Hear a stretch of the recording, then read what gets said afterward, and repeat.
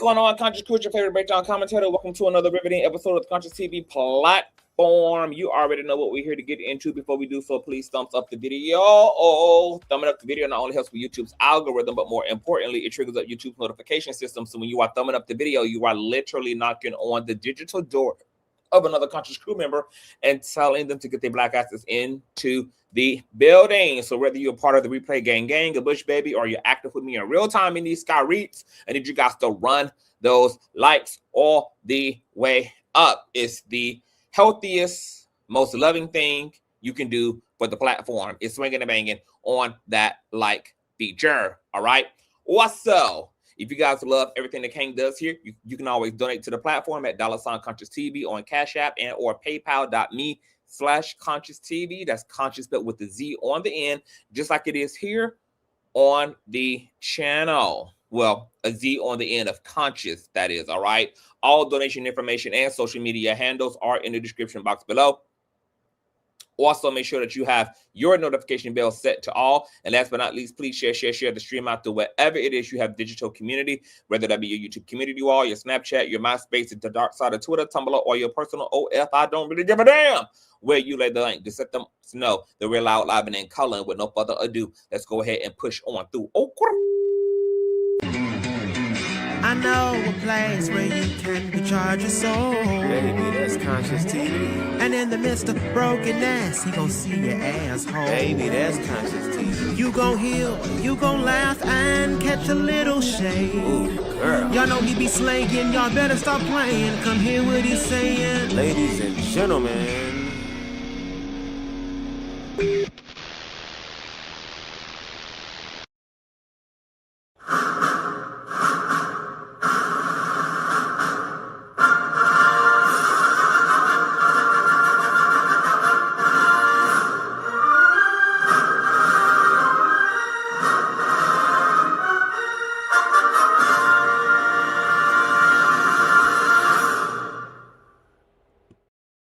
What's going on? Happy Monday, you guys. Hope you guys had an awesome Monday and had an awesome weekend.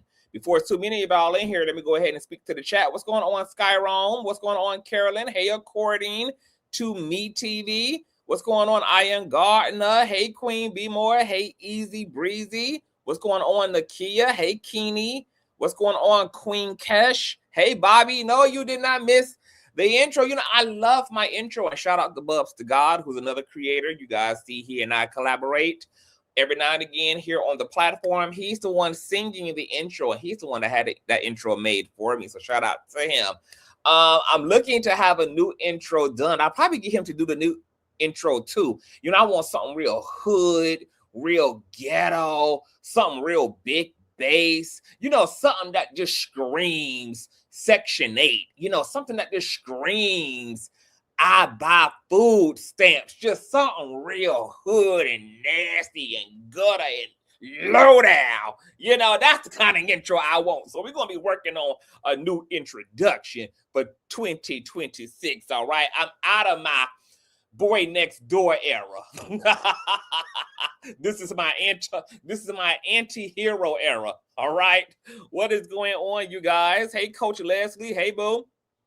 What's going on, Lauren? Hey, St. Marquise. Hey, Miss Mika. Hey, Christy. What's going on? What's going on? The Maestro HB, I think. What's going on, Adriana? What's going on, y'all? Hi. So before we get into it, girls, a lot going on. It popped all the way off, and we got to talk about it. I may drop the link too because I haven't done that in a minute. And, you know, I am paying $100 a month for StreamYard alone on this platform. So I might as well put in some good use. But, you know, I want y'all opinion, right? So you guys know that I have been in a new aesthetic, okay? More of an Afrofuturism aesthetic, especially when it comes to my hair. I'm just into this big, curly, 4C situation. You know, B.O.B., so they calling me Bob. Okay, oh, nasty Afro Bob. And with this aesthetic, I have had this thirst. I've been fiending to add a grill. Let me see your grill. Your grill. Just to put that nice cinematic period on the end of my aesthetic, okay? I just feel like a grill would just set all the way off, right? But I've never had a grill, and I didn't know what a grill would really look like on me, so I purchased a fake grill as a tester to see what it would give, what the vibe would give, you know, how it would feel in my mouth, etc. So I purchased this fake grill, and I purchased one that is in the style of a fang or like a vampire grill, right? It came today. I played around with it, and y'all, I got my whole life off of this fake ass grill. So let me show y'all. Now, mind you, I don't want you to judge the grill itself. It's a fake grill. I wasn't able to customize it. This is not what the official grill gonna look like, but the concept. It's the concept, okay? I'm asking y'all, can y'all see the vision, all right? It's the vision. I want y'all input on the grill, all right? So let me show y'all some images, y'all. I tried to put up a video because I did a little reel on Instagram earlier, but I got so many tabs up because Glorilla family drama is just exploding through the seams and it's slowing my computer down. I was also going to go and be live visually, but once again, honey, all these tabs is dragging all the damn data and energy that my damn computer already is struggling with, so it couldn't take my ass also being on camera too. So this is the grill. Okay. Now, this particular style has like the front teeth, and I think the sides, the teeth right next to the two front teeth is open in the front.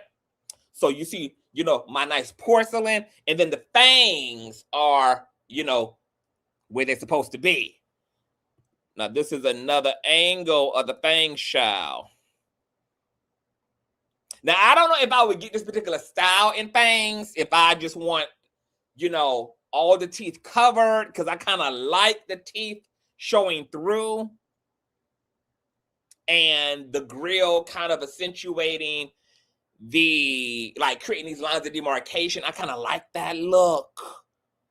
But baby, the fangs, ooh, the fangs, they giving, girl, the fangs. I just love it. I'm loving the fangs, bitch. Okay, now look, this aesthetic is an acquired taste, honey, because the whole thing is unconventional, okay? I got big afro. Y'all already know I got a crazy wardrobe anyway, so the style be styling.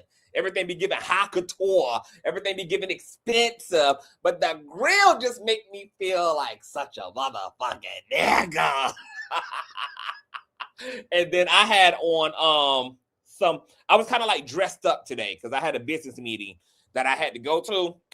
So that's where y'all see like the lavender. But girl, that grill and that lavender and that whole like business ensemble, that whole corporate ensemble with the ghetto grill, that baby, I'll tell you, that had to be wet, baby. But you couldn't tell me shit. Okay, I was feeling my whole self today. That thing grill set that thing off. So what I'm gonna do is I'm gonna find me a grill shop, a real quality one, and I'm gonna just go and, you know, see what I just wanted to give and really customize my actual grill. This is just a fake ass tester grill, okay? But girl, I was feeling it because in my mind, ever since God visited me in the form of that little 5-year-old girl who took me to the tree of life in my dream, and then I just woke up, girl, super black and super motherfucking proud. Like, it doubled the blackness, it doubled the Africana in my soul. And then I had expressed that through my hair. With that came this vision of these fucking fangs. And I was like, I need some fangs. I want me some fangs. The fangs will set this all the way out. So I'm getting me a grill. I'm not asking y'all, should I get one? I'm just saying, I'm just giving y'all the opportunity to express how y'all feel, baby. You know, y'all don't never tell me what to do, baby, because I don't listen to nobody, not even my man. Okay? So the grill is coming. The grill is going to be a thing. Absolutely. Okay. But what are y'all thoughts, man? About CTV with a grill, but that's a whole thing. That is a whole vibe. It's a vibe all the time. It's a vibe. It's about the tattoos, the piercings, the grill. Bitch, it's serving. It's serving, honey. Okay, this is Mr. Bad to the motherfucking bone. Okay? Straight cunt, straight hood, straight all of that. Let me see what y'all saying. Barely saying nope, baby. And it's gonna be yes. I'm so sorry. Baby, 2026 CTV off the motherfucking leash, bitch. Okay? Off the leash. Baby, this vampire grill is coming. So I'ma blog it. I'ma blog it when I go to see the grill shop. I'ma ask around because I don't even know nobody who got no grills. I'm gonna have to talk to my ghetto ass cousins, girl, and see who they recommend, and then I'm gonna blog it and take y'all through the process and show y'all all the options and stuff that they giving me. Cause I don't know what I want it to look like, but I do know I want platinum. I don't want no gold. I'm a platinum type of a gal. I like everything that shines bright. I like diamonds. I like things that are sparkly, that have reflective surfaces. Like gold gives me, girl, like real, like when I see gold in people's mouth, even if it's a grill and a fancy grill, it still gives me this feeling of like, oh, like, girl, you got real dental issues.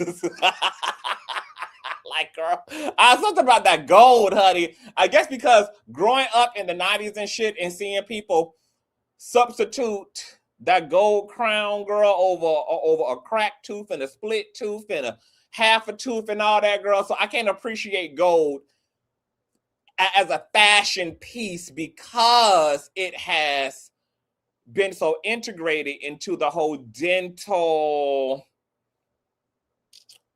hygienic realm. Okay, so I just can't do gold. I don't want no gold. But this grill, girl, like, this grill had me in a chokehold today, y'all. It had me in a chokehold.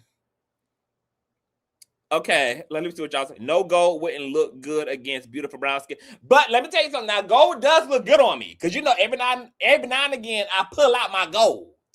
You know, I got one of them complexions where everything just look good on me. Everything just look, I don't care what length of hair, what texture of hair, every eye color, just any type of clothes. It could be unisex, it could be woman clothes, it could be male clothes, everything, just everything. Okay. God just created me as like a universal key, okay, that could just fit into every damn hole, literally and figuratively. Oh, yes, it is. So, yeah, just keep that on y'all roster, baby. CTV and the grill coming to a city near you, baby. And I'm just so tickled by this aesthetic. And you know who else? Let me tell y'all who else was an inspiration for this aesthetic. Because y'all know I'm always being inspired by damn superheroes and mutants and shit when it comes to my aesthetic. Let me show y'all who else before we get into the thizzle. Y'all thumbs up, child. We finna get into the mess of it all. I'm gonna show y'all who also was an inspiration. Because my particular fashion and beauty inspirations are like very unique. Like I don't be going for like a conventional attractiveness, but more like a strange beauty, like a edgy handsomeness. Not like a normal type of a beauty, but like a different unicorny type of a beauty. And maybe that's just how my artsy Scorpio brain is set up. Let me see a good picture. Now, this is the Joker, y'all, from Batman. Now, the Joker looked crazy, but let me tell y'all, when I saw the Joker in, which movie was this? The 2016 film Suicide Squad. Jared Leto. Jared Leto's Joker gave me life. The green hair, the grill, the pale skin, the tattoos. It was giving me Tekashi 6ix9ine meets Tupac meets crystal meth head. You know, it was just all the things. I love the Joker with the grill. Whoever was the creative director, right there.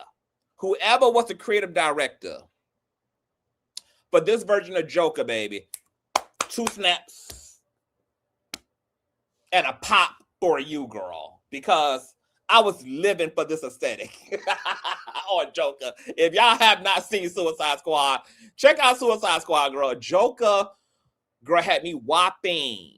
Okay, and I ain't really into saltine men like this, but girl, but girl,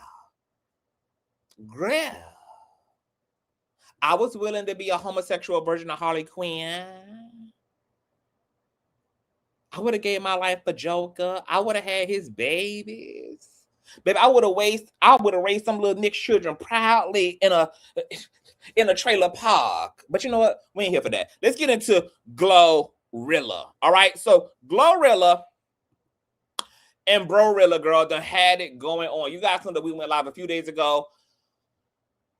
Glorilla, the rapper, the FNF rapper, whose blood sister, they have the same father, the same mother, basically exposed her for financially abandoning the family, particularly her and all 9 of their siblings, and halfway abandoned mom and pops too, even though BroRilla admitted that Glow did buy pops and mom a house and a car, but the car didn't have no gas in it, and she brought dad the itty bittiest, littlest, weeniest house on the block. And yes, she put mom up in a house, but mom still works and slaves at FedEx. And girl, she was on her, you need to run me that because you owe us, girl. We were raised in rats and roaches and bad plumbing our whole life, girl. We were drinking sugar water and eating syrup sandwiches and girl, you owe us, okay? You up there telling them people our struggle and how you slept on air mattresses that were suspended from ceiling fans and shit and how bad it was. That's exactly why you need to come back for your people. Okay, because we still living in filth and living in poverty, and the toilet still don't damn flush. And at this point, they ain't even no air in the damn mattress, baby. I'm licking the bottom of the pinto bean can.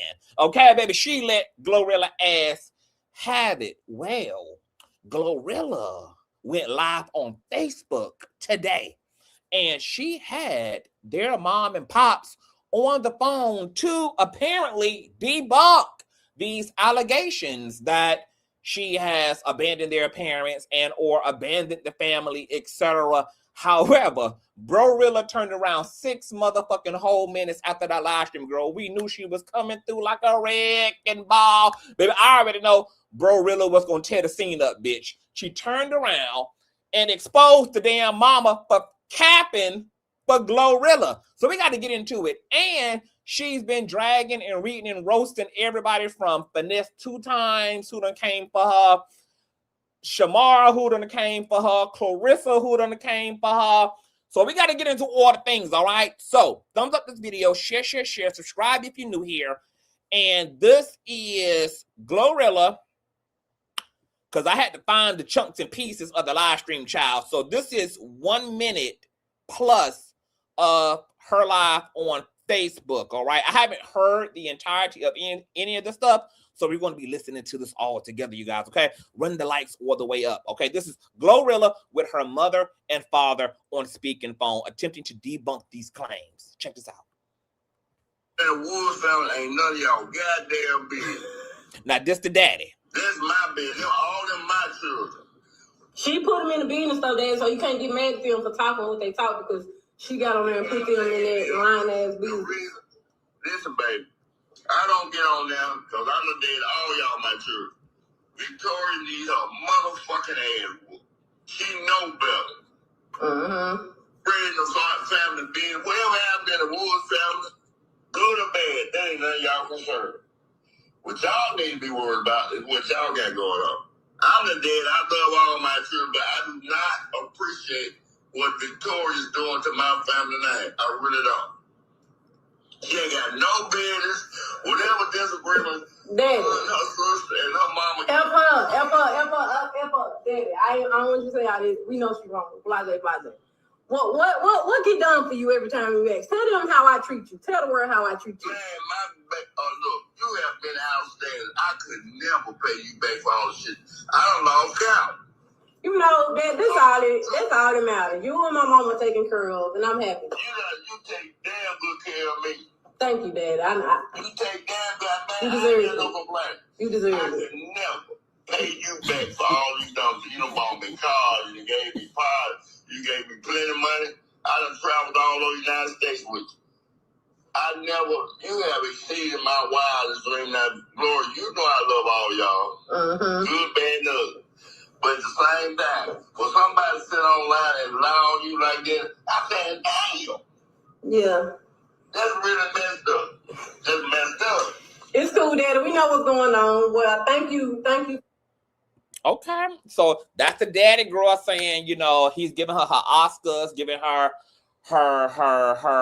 Golden Globe, giving her BMA girl, giving her Vanguard Award, giving her the things. And Glorilla look damn good. So, you know, can we give a round of applause and a moment of silence, okay, for Glorilla's glow up? Because the facial balancing balanced, okay? The money is money in, girl, so get the things glow, all right? Then Mom Dukes came on and entered the chat as well to give her daughter the 1-2-1-2-1-2s and to speak to these allegations. So check out Mom Dukes, all right, speaking to Glow. But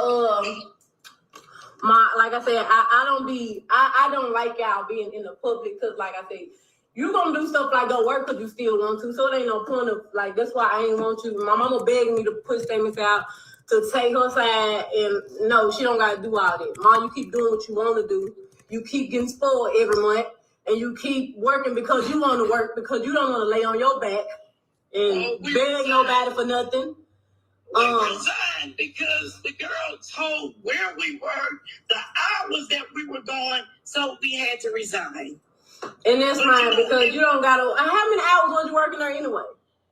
2, 3. So you gonna work 2-3 hours, but she acting like you just need to go work there. I'm pretty sure that's $200 a week. She didn't know we were working at first. And when I couldn't give her the money, I did, and I said, well, I'm working. She said, she said, you working? So that made her think that I was struggling. It's cool, Ma. You taken care of. You can get whatever you want. You don't got to explain nothing. I let you come on here on my live, so they can hear your side of the story. Because everybody hearing everybody's side of the story, but mine. Because I wasn't going to say nothing. I was just going to let God deal with it. But what she not finna do was just act like you just this horrible parent. Okay, yes, we struggle. Everybody struggle. Like, it is what it is. Thank you, Mom, for raising me to be who I am. Thank you for giving me my name and marking me to be blessed to be able to take care of the people who take care of me. And I love you, and I thank you for all your time you spend with us as kids to where I'm at now. I love you, Mom. I love you too, baby. Thank you so much. All right, I'm going to get on here and I'm going to talk. I'm going to say what I got to say, but you done. Okay, my time for you to go, baby, okay? Let me get this bald head together, all right? But I don't want to disrespect her in your presence because you won't produce that. So I'm going to need you to exit stage left, mama, out of respect. That's a cackle to me because that's how I be treating my parents too. Like, when I'm getting up in these family members' ass, I'm going to need y'all to exit, girl, so I can get real ghetto up in here, bitch, because I'm about to turn this motherfucker into Jerry Springer, all right? So now she finna give her 1-2-1-2 on Sister Girl. So like I said, dang, bro, y'all nosy. I'm gonna tell y'all what I don't like, and I'm real. I was gonna leave it alone. I was gonna take the high road. I take the high road about everything else, but like I said, I ain't gonna get on here and say everything you did to me as a kid. It's well, I don't know. I was a minor, so half of it ain't public record. I ain't gonna talk about how you got me sent to jail for a whole week. Ooh. We ain't gonna talk about that. Ooh. How you tried to shoot me and then set me up. You got me sent to jail. We ain't gonna talk about none of that. My God. All right? I ain't gonna talk about half the stuff you did. Just leave it alone. You doing you right now. Keep doing you. Keep my family out of it. Keep me out of it. You see, you went where you at all because you said my name. You could have been saying my name and did a positive. You went about it the wrong way, y'all, and now you'll never get a penny out of me. And y'all saying other people, the ones y'all got y'all input to put on it, y'all ain't never been. My whole life, even before I was rich, I always been extra shit. I always been the one to do shit for motherfuckers. So y'all, the ones that feel where she coming from, y'all don't know shit because y'all ain't never been the ones to have shit. Like extra shit, I always been the one to do shit. They laughing at you and not with you. You making a fool out of yourself. I want you to know that. Like, I could have got on there and told them how you broke out of Lakeside. How you had to take an IQ test and they determined that you had to go to the mental hospital. And how you broke out that bitch. And they had to find you and come bring you back. You're a mental patient. So I'm not going to sit here and argue with you. And the world is making fun of you and I hate that for you. But continue to get your money. Continue to do whatever you do. But do it on your own. Of your own name. Or you can use my name, but not in no bad way. Don't be on no, I'm Glorilla. Don't lie on me with it, bitch. You could have kept going with the StudRilla shit. People saying you look like me, the stud version of me. Bitch. Do it like that. I might would have went ahead and did something with you. But I don't fuck with you. My feelings that I don't fuck with, they know why I don't fuck with them. Me getting money don't make it no difference. If I didn't fuck with you 7 years ago, literal mental patient. And they laughing at you 7 years ago, I still don't fuck with you no matter that I got money, bitch. Go get your own money. Go get it how I had to get it, bitch. I don't owe you a fuck ass thing. Bitch. Now, I hope this run you up too, bitch. Go laugh screaming at the phone with your goddamn schizophrenic motherfucking ass and make you some money, bitch. And keep my name out your mouth, keep my mama name out your mouth, keep my daddy, keep my whole family name out your mouth, bitch. 7 years ago, I still don't fuck with you no matter that I got money, bitch. Okay, so brief recap before we get into the thizzle. So she just said even before she was rich, she was always the one to do everything for everybody. Then she said her sister got her locked up for a week one time.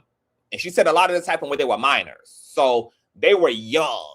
These were not things that happened when they were adults. And then we did see the paperwork for the 2015 incident involving BroRilla apparently yoking her sister up in a hotel. And then according to Glow and the police report, BroRilla pulling a GUN on her or threatening her with one. She did end up going to jail behind that.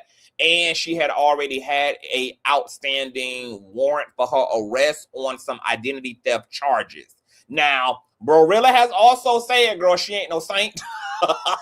You know, she been off the chisel, my nizzle, from the very beginning. They had a very crazy, impoverished upbringing that just required, you know, her and apparently them to just be in survival mode. So, you know, people do a lot of wild when they in survival mode, when they in a low income situation, they in a low income environment. No, everybody don't act the same. You know, some people can't endure all that stuff and keep their mental health right, keep their mind right, while some of that stuff, for some people, it drives them crazy, it drives them insane, living like that, you know, provides a lot of emotional instability, etc. So, Glow like, you know, I ain't fucking with her, ain't no beef, but it ain't no relationship either. But just because it ain't a relationship, it ain't no beef. Now, there were images of BroRilla and Glorilla, you know, seen together like backstage of her show. And then BroRilla spoke to that and was like, yeah, our mom had to sneak me into the concert. That actually explains a lot, because I was kind of like, well, how I go from a 2015 incident and you yoking her up and pulling the GUN out on her. But then, you know, fast forward to 20 whenever, you know, you at the show, you backstage, y'all both cheesing and smiling, and it's all good and all love, etc. But if mama had to sneak you into the show, that was something a mom did, you know, of her own fruition. That was not a request from Glorilla. Glorilla just played nice and played coy and just let it be whatever it was going to be, because, you know, it was a cool moment for what it was. But that kind of explained that moment for me. Now, fast forward, BroRilla entered the group chat right after all of this. Oh, and Glorilla also said something very interesting. She said that her sister broke out of a mental facility as well. And look, I know that BroRilla is a character, y'all. I know that, you know, she's funny and, you know, she has a big personality. And I do think that her persona is kind of eclipsing how tragic this whole situation is, actually, because I particularly feel very empathetic toward BroRilla. I do not agree with how she's gone about this.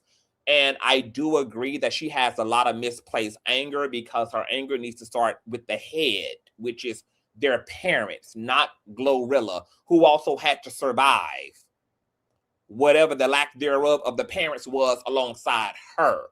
And I don't believe that Glorilla owes anybody anything, including her own parents. I don't think she owes her siblings anything either. But you guys also know how I feel. However,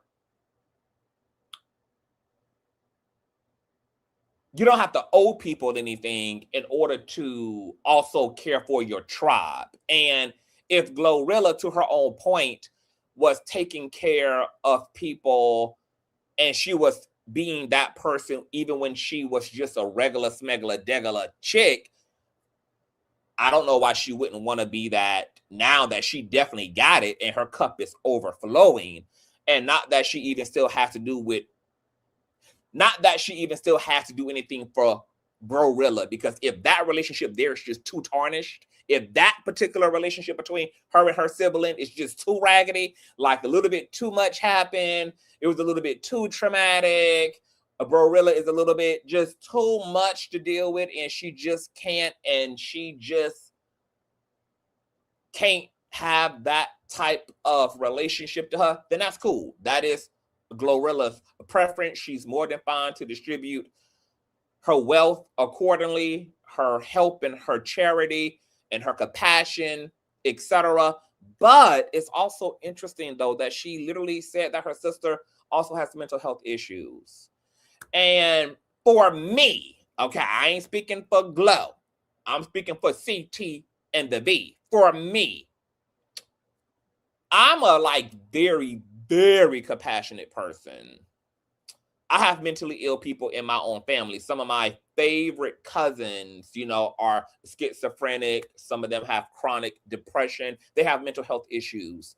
And I've watched them struggle with their mental health growing up. I've watched them be in scenarios with the family and sometimes how the family would respond to their dynamics with their mental health. And it was a very complicated situation, but I always had a lot of compassion for people that have to deal with that.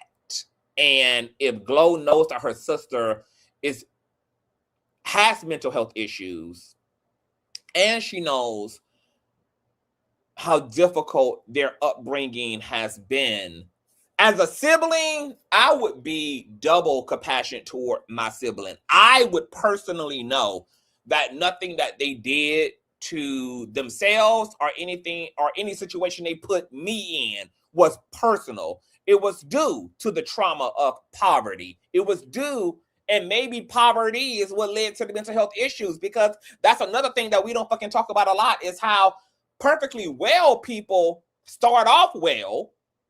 They don't innately have any mental health issues, but if your life experience becomes traumatic, the trauma can have you produce mental health issues.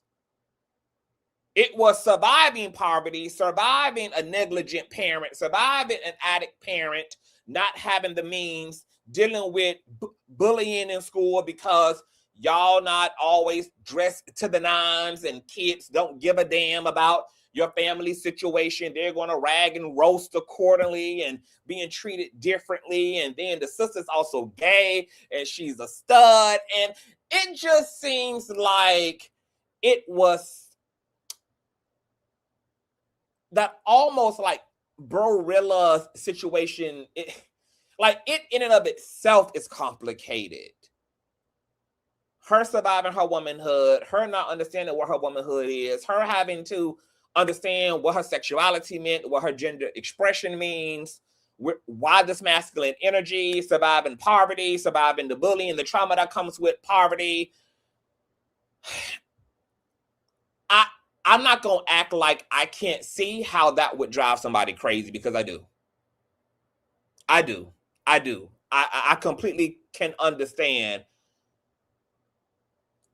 how all of that could definitely steer somebody in the wrong direction, reduce them to a shell of themselves, and why it looks the way that it fucking looks. And if that was my sibling, for me, because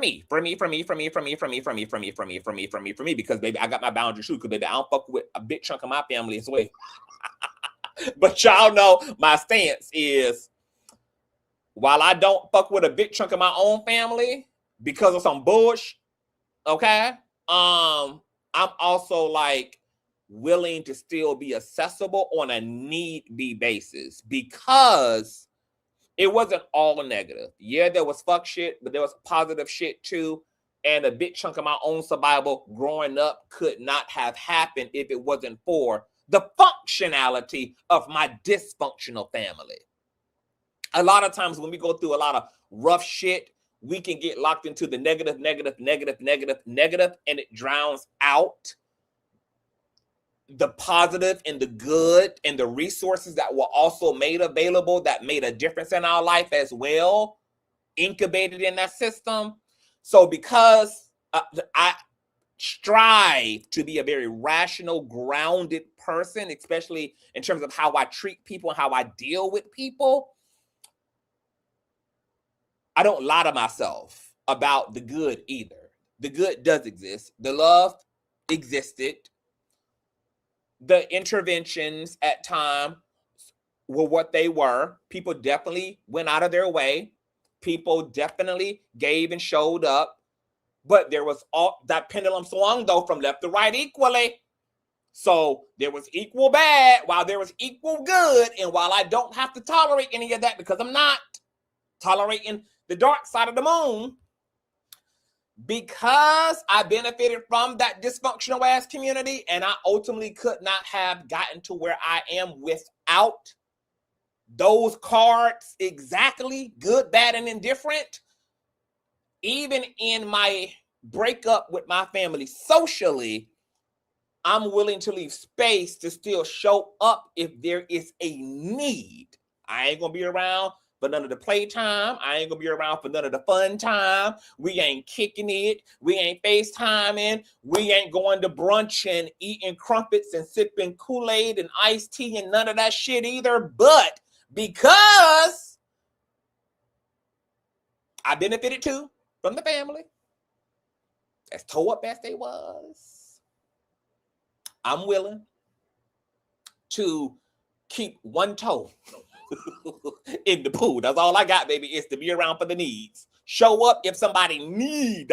If there's a real grounded need in the situation. So I don't know.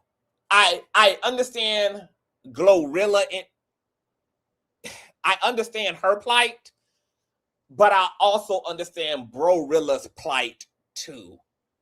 But if, to Glorilla's point, she knows her sister has mental health issues, some of this stuff, and Glorilla might not like this, a lot of people don't, but there are certain things that you somewhat do have to charge to the game, because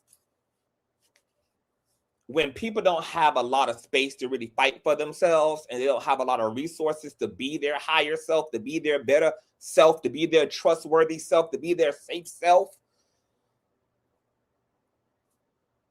somebody can't give you what they don't have, literally. If somebody is in survival mode and don't love themselves and is struggling through their lived experience, and then you have lived alongside a big chunk of that shit to see exactly what they endured because that was part of your mutual story too, I don't know. It just seems like there's room for compassion at the end of the day. But look, this is complicated. This is some of Y'all Fix My Life, very multi-layered shit. And I don't think it's being dealt with properly on every end. I don't think that Glow is dealing with it in the healthiest way she can, considering that she did keep her mind intact and she did get lucky enough. And I do have an interview in this queue of her talking about how lucky she is to have made it. So, and that's another thing, because I said in my last live, Glow making it out of her situation is draw the luck, because it's not like everybody who wants a commercially successful career is going to get that. Only less than 10% of people striving to be a successful artist is going to actually be that. That's not actually going to happen for the majority of people who are wanting to be a pop star, wanting to be hip hop's next biggest legend and icon. That's not going to happen for the majority of people. So her lucking up, it makes her an exception to the rule. The reality is, if it wasn't for those cooperative components, those complicated variables that all came together in this unique way, right on time, right in the perfect way, right in the perfect happening to give her the breakthrough she got, it's no telling where Glorilla would be today. Because when she came on with FNF, baby, it looked like she was one chapter away from a mental asylum. Baby, no tea, no shade, girl. When baby, I was fucking with FNF.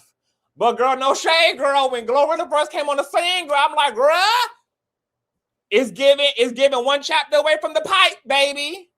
It's giving one chapter away, girl, from the trap house, babies.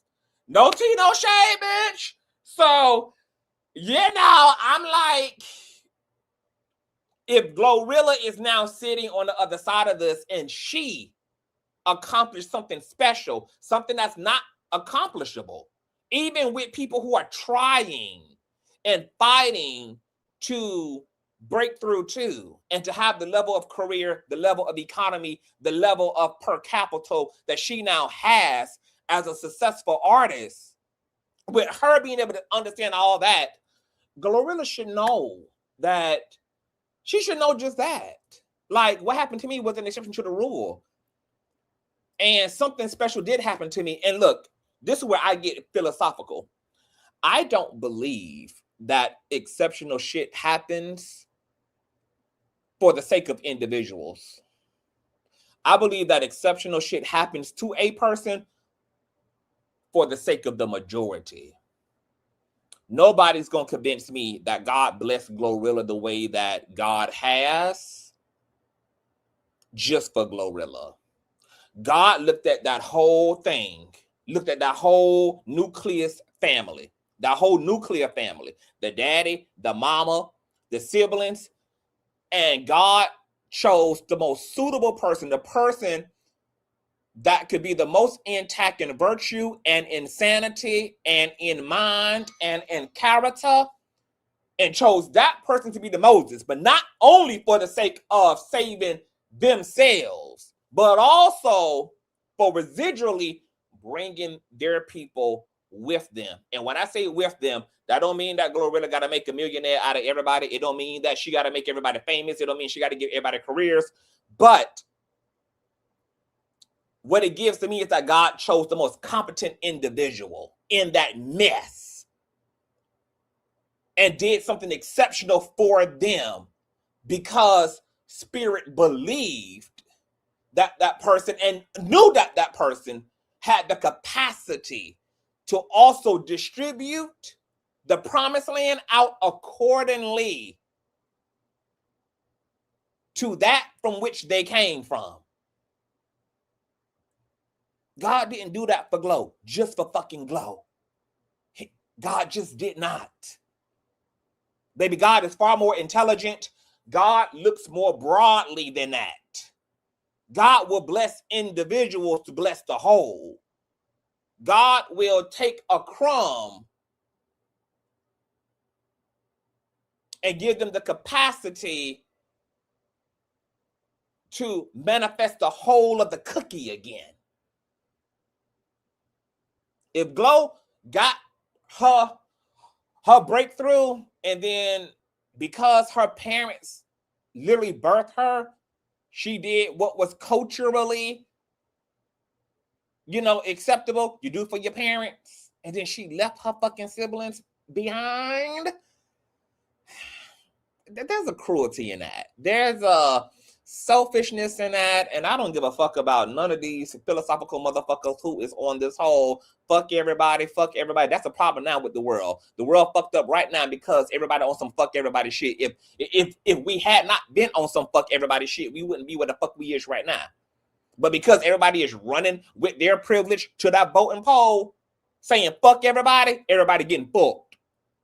Because we as a collective can't be more humane, and we can't be more compassionate, and we can't have a deeper humanity. That's exactly why America is going through the dark night of the soul, in which her ass is going through right now. And she could have still did whatever she wanted to do for them in whatever way she wanted to without still having to have a relationship with people if she felt they were just too unhealthy to have a relationship to. But I think sometimes we make not being able to have a relationship to a person also synonymous with then I ain't gonna do shit for their ass either. I would still do something for you because I understand. I understand that it could have been me too. I understand because I saw it. Bitch, you had to lick the same can of beans that I licked. Baby, we went to bed together starving. We went to bed thirsty. Sometimes we went to school and didn't even have no panties on, bitch. I get it. I ain't made the choices you made because the struggle really showed up in you, bitch. But because I understand, I'm not going to take that shit personally. This should have been enough to fuck us all up. I'm lucky to have retained my own damn sanity. And that's why I always give it to God. I said, bitch, I don't know how the fuck I created all that I created, and that I also am a Glorilla in my family. I don't know how the fuck that happened. I just know, bitch, I was fighting for my life, girl. And I fought. And I also gave back.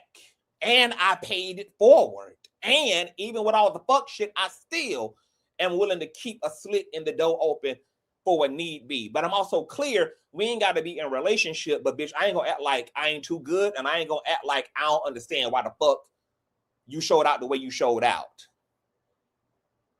Because baby, our life was fucking crazy. And I feel like Glow can look at her sister and see that if she want to. But maybe she just got too much of her own stuff in front of her, and her mind and her spirit can't make the leap because it feels personal. She has personalized everything that BroRilla has done. And BroRilla is still in survival mode because it didn't happen to her. So I don't believe that BroRilla is jealous of her sister. It's just that the bitch still in struggle. And this is how people act, baby. When you fighting for your fucking life, that's what it looks like. A motherfucking war zone. Bitch, I can't do better. I ain't got better to do with. Bitch, I got to get it by every motherfucking means there is to get it. I got to disrespect to get it. I got to dishonor to get it. I got to be untrustworthy to get it. And this is the contrast between BroRilla and Glow. Glow is on the other side of that shit. BroRilla is not. She's not. And since Glorilla is the one that made it, BroRilla is applying the pressure for Glow to help because she know Glow has it to do it with. Glow is going to, she ain't responding to Bro, but there's an interview that we're going to get you to where she speaks to that too. Baby, I got a lot of shit to say. Let me just let shit play out, okay? So, hold on, I need my charger. Where my charger at? Baby, y'all, I'm a commentator, baby. I commentate, okay? But you know, I gotta approach this shit. I gotta approach this shit somewhat like a psychologist, a sociologist, a healer, because all of that is happening in the vacuum of their story. All of it is. Okay, so now let's get to BroRilla responding to Glow, bringing the dad and the mom into the picture, because Bro is like, girl, she's calling all cap. Okay, she calling cap on Mom Dukes, who's sitting there shoe shining and tap dancing. So, baby, 6 minutes after all that shenanigan went down on Facebook, she went and showed us her phone, showed us a text thread where Mom Dukes accidentally had published a text that was meant to go to Glorilla, but it actually went to the family text thread instead. So, check this out. Damn, Mom, you gonna go on there and laugh like that? Look at the date. God is good. Thanks, Mom, for everything. Damn, I gotta expose your number. There's a number, right? There's a number, right? I'm so sick of this shit. Let me see if I can see anything else by calling him, Mom. Hold on. I'm sorry, Mom, and I appreciate you. Let me see Cash Up. Let me see Cash Up. Damn, Mom. Damn, Mom. Now I got to expose you. Like, girl, Mama, now I got to do it to you, girl. You should have got up there capping. Yes, bro. You should have told the whole truth. Told both sides of the truth, baby. Jesus shit, bro. How you put in this shit? These people so messy. Hold on, y'all. Hold on. Shout out to my big mother Celestri for the dead piece of child support check for missed y'all. Been gone a minute. Thank you, baby. God bless you. You guys know all donation information is in the description box below. Oh, BC or what? 0 1 2 2 9 8. Damn. 1 4. Okay, they're blotching our numbers. So she making sure that y'all know, girl, this ain't no Photoshop shit. Oh, you know, Olivia Gregory. Jesus. Just on her 1300. Thanks, Mom, for Toya. Mom, why you make me do this, damn? Man, you got this girl laughing like that. 5 1. Okay, so now we got some screenshots, girl. So this is the infamous message that Glow's mom sent to the family group chat that was meant to go to Glow personally, girl. And it's loaded, y'all. So she kind of vindicated everything that BroRilla is saying. So this is the whole text message right here. So this is Mom saying to Glow, "Hi, Gloria. Hallelujah. Are you mad at me about something again? The award show is Sunday and you haven't said anything more to me about coming since you told me that we would be there. This is beginning to be a pattern." Keywords here.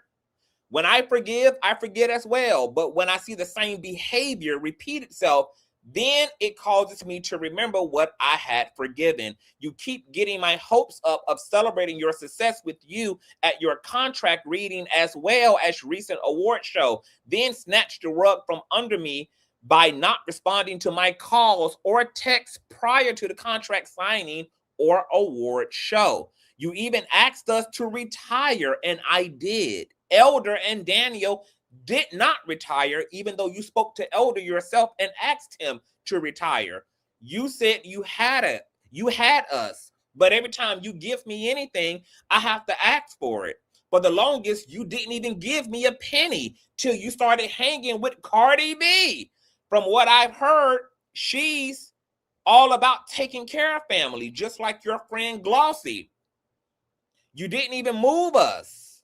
God blessed us with the cars and house. Wow. Remember, I told you that I was expecting Lil G, meaning you, to help us, but you had to go Big G, meaning God. Your actions toward me and the family are very disrespectful. The last time you showed this exact same behavior for the Grammys, we went out and brought stylish as well as expensive everything that we normally wouldn't have. Baby, this is some deep shit. Everything that we normally wouldn't have brought to make you look good so that your colleagues wouldn't look down on us again. And she said again. So something has happened amidst Glow's glow up where the family got disrespected, or someone, you know, came at them sideways, or they were treated like they were Section 8 and WIC recipients, girl. So, because she said again, Jesus. So they went out and shopped above their pay grade, girl, putting on Versace and Gucci, damn near having to take out payday loans and title loans in order to get this expensive stuff just to make Glow look good, and so that they didn't embarrass her amongst her peers. Wow. And then, then she says, you know who I'm speaking of. Exclamation point. In actuality, you should have purchased our look from head to toe because we're representing you. You have my children backstage looking like bums. Wow. Your own little brother refused to take pictures with you because his shoes weren't in good shape. Roscoe didn't take a picture with you, but look at his shoes. Speaking of the children, it's horrific the way you're doing, Lil Eddie and Miracle. You have my children caged in your home, not feeding them, nor allowing them to go outside anywhere. So remember when BroRilla said in one of her live streams that, yeah, you got my two siblings down there, my two sisters, but they live in like cotton picking slaves in your home? That's also being verified and backed up by this message from Mom Dukes to Glorilla, who is going head up with her ass in her pattern and how she been, I guess, acting bad and bougie, honey, and she ain't keeping her word. And the mom is having to ask for everything despite Glorilla, you know, acting like it's an open pathway for her to get whatever she need to get, whatever the case may be, girl. The other siblings too embarrassed to even be seen with Glorilla because their own style is not quote unquote up to speed, and Glorilla not essentially helping to provide them anything to have them up to speed. But we're going to talk a little bit about that too. Roscoe didn't take a picture with you because his shoes. You have my children caged in your home, not feeding them, nor allowing them to go outside anywhere. You have Lil Eddie, who is emotionally unstable, walking around the house all day with a rifle strapped to him like he's rampant. You know what? God damn it. This is above my pay grade. Y'all, get me a bush. Put me a bush in the chat because I need a bush so I can go and weep for this family in the bush. Provide me a big bush to go weep for this family in. My God, today. Where is Iyanla when you need her, girl? Where's my bush? Did that lady just tell Glorilla to her face that you got my damn son who walking around with a tinfoil hat on already, walking around the motherfucking house with a damn rifle strapped to him like he's goddamn Rambo and Terminator? Jesus! Y'all, I don't know if I'm gonna make it. Shout out to my baby mother Lee with the old dancey piece of child support check. But love you, Kane. Keep doing God's work. Thank you, baby mother. Y'all, baby, this heavy, girl. We walking heavy today. We walking heavy, y'all. Wow. Then she says, you say that you're a millionaire. Okay, she said that you said you're a millionaire. Get professional security. Wow. Miracle's hair is in old braids under a cap when Teasy walking around with expensive hair in her head. Whoever the hell Teasy is probably a non-relative, which is why BroRilla was also making the stark contrast between the way that Glow treats her friends versus how she treats her own family. But they choose you. You even had Teasy's family. Okay, yeah, this is definitely a non-family member. You even had Teasy's family in your home, chilling with them for almost a month, but had us come down much later, and all we did were be your slaves. So here it is. We've seen this slave word again. Fixing up your house. Damn, had Mom Dukes on the roof repairing damn chandeliers and shingles and shit. Your own daddy comes to the award shows in suits. Oh, BroRilla knew what she was doing, baby. Baby. BroRilla get this from her mama. Everything BroRilla is, baby, come from that damn mama. Word be your slaves fixing up your house. Your own daddy comes to the award show in suits that I brought over 15 years ago. We went out and purchased luggage amongst other things when you to ask us to come to your signing with Gotti. We were packed and waiting on your call to go to the airport, and you didn't have the decency to even answer the phone or even inform us that we weren't coming until you got tired of me calling and texting you. Then you finally responded with a text the next day. What? Is this what fame does to a person? Gloria, I will always love you, but the way you do your own family isn't right. I pray that God showed you the error of your ways and you repent of them. By the way, with that type of behavior, it makes me wonder about something. When you asked us to drive to Atlanta on the pretense of spending time with you, but instead you used my expertise to do your interior decorating, upon returning home, we discovered that our tire was on a flat. When we had gotten on the expressway in Atlanta, I asked Elder to pull over because the tires didn't sound right, but he told me that it was the street that made for a noisy ride, which did get quiet. We drove hundreds of miles back home on a tire that had been supernaturally sealed for our protection. Thank you, God. Here's the kicker. When we took the tire to the shop later, let me see where it is. Later that morning, the man said that the tire had been punctured from the inside. So in a dream vision, I remember isolated incidents that happened while we were there. You can call me and I will disclose them to you, but spec y'all already know.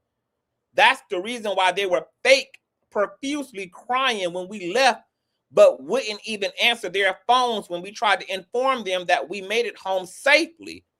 So damn, the mama giving that, girl, they were set up. Girl, was Glorilla trying to sacrifice her damn family to the Baphomet, bitch? Huh? Was she trying to sacrifice her family then to the damn Illuminati? Was she trying to sacrifice her family to them damn gargoyles and dragons and shit that Beyonce and Jay-Z didn't be worshiping and praying to for all the silver and gold, bruh? The mama said she had a prophetic dream and a hunch, and then the damn tire was busting loose and punctured, and that shit was supernaturally healed to get them back home, and people were acting weird because Glow wasn't answering and other people wasn't answering because everybody had thought that they weren't going to make it home safely because it was given premeditated. Jesus Christ, baby.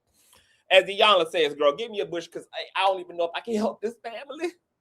My God, today. That's the reason why they were fake profusely crying when we left, but wouldn't even answer their phones when we tried to inform them that we made it home safely. Then later on that day, Lil Eddie got on the group chat talking out of his head. I would like to believe that my own children didn't try. You know what? I need a moment of silence. I need a moment of silence.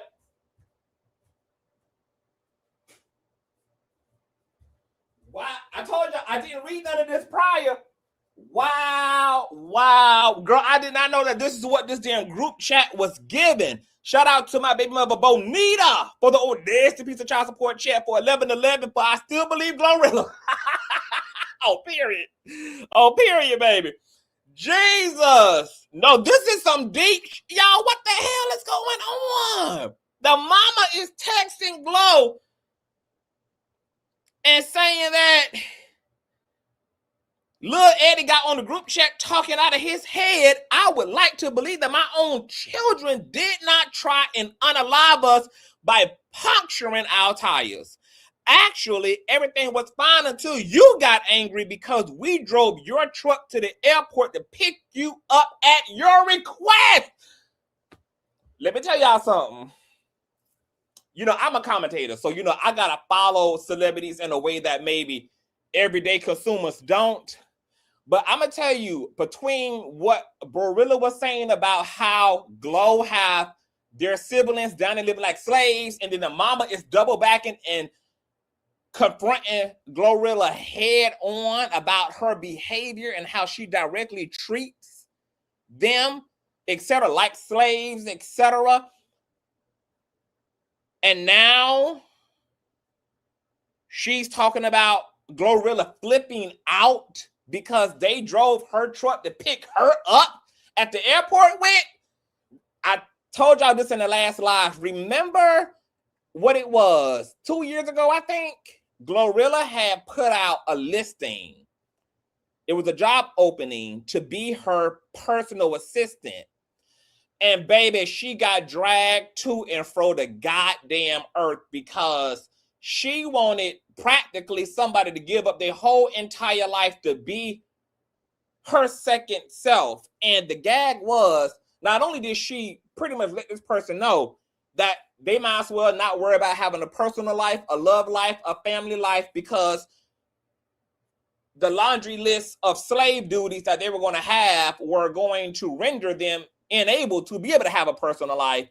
But the gag of the gag was she wanted somebody to be her goddamn style, her stylist, her makeup artist, her damn creative director, her chef, her damn cleaning lady, her surrogate, hold her pussy while she urinates, and on top of that, do that shit for a measly, what it was a measly amount of money, baby. When people saw what Glow thought she was going to pay somebody to do essentially what would have broke child labor wage laws, baby, we dragged her ass. Social media stomped the yard with Glorilla's body.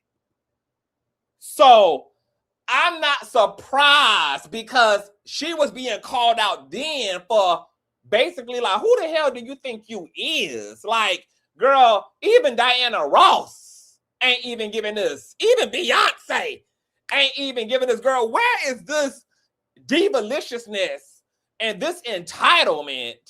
And who, like, girl, who the hell you? What person of adult age you expect to have the capacity to fulfill this damn personal assistant list and be able to live off of what the girl? It was insanity. And right then and there, I knew something wasn't right with that. I knew something wasn't right. I ain't saying that a Glorilla is a villain, but it's also another side to this. And now it's more than one person calling it fuckery out. Okay? But we got to get to the mama too, because the mama is pussy popping and backpedaling all over the place. Okay? But baby, it's off the chain.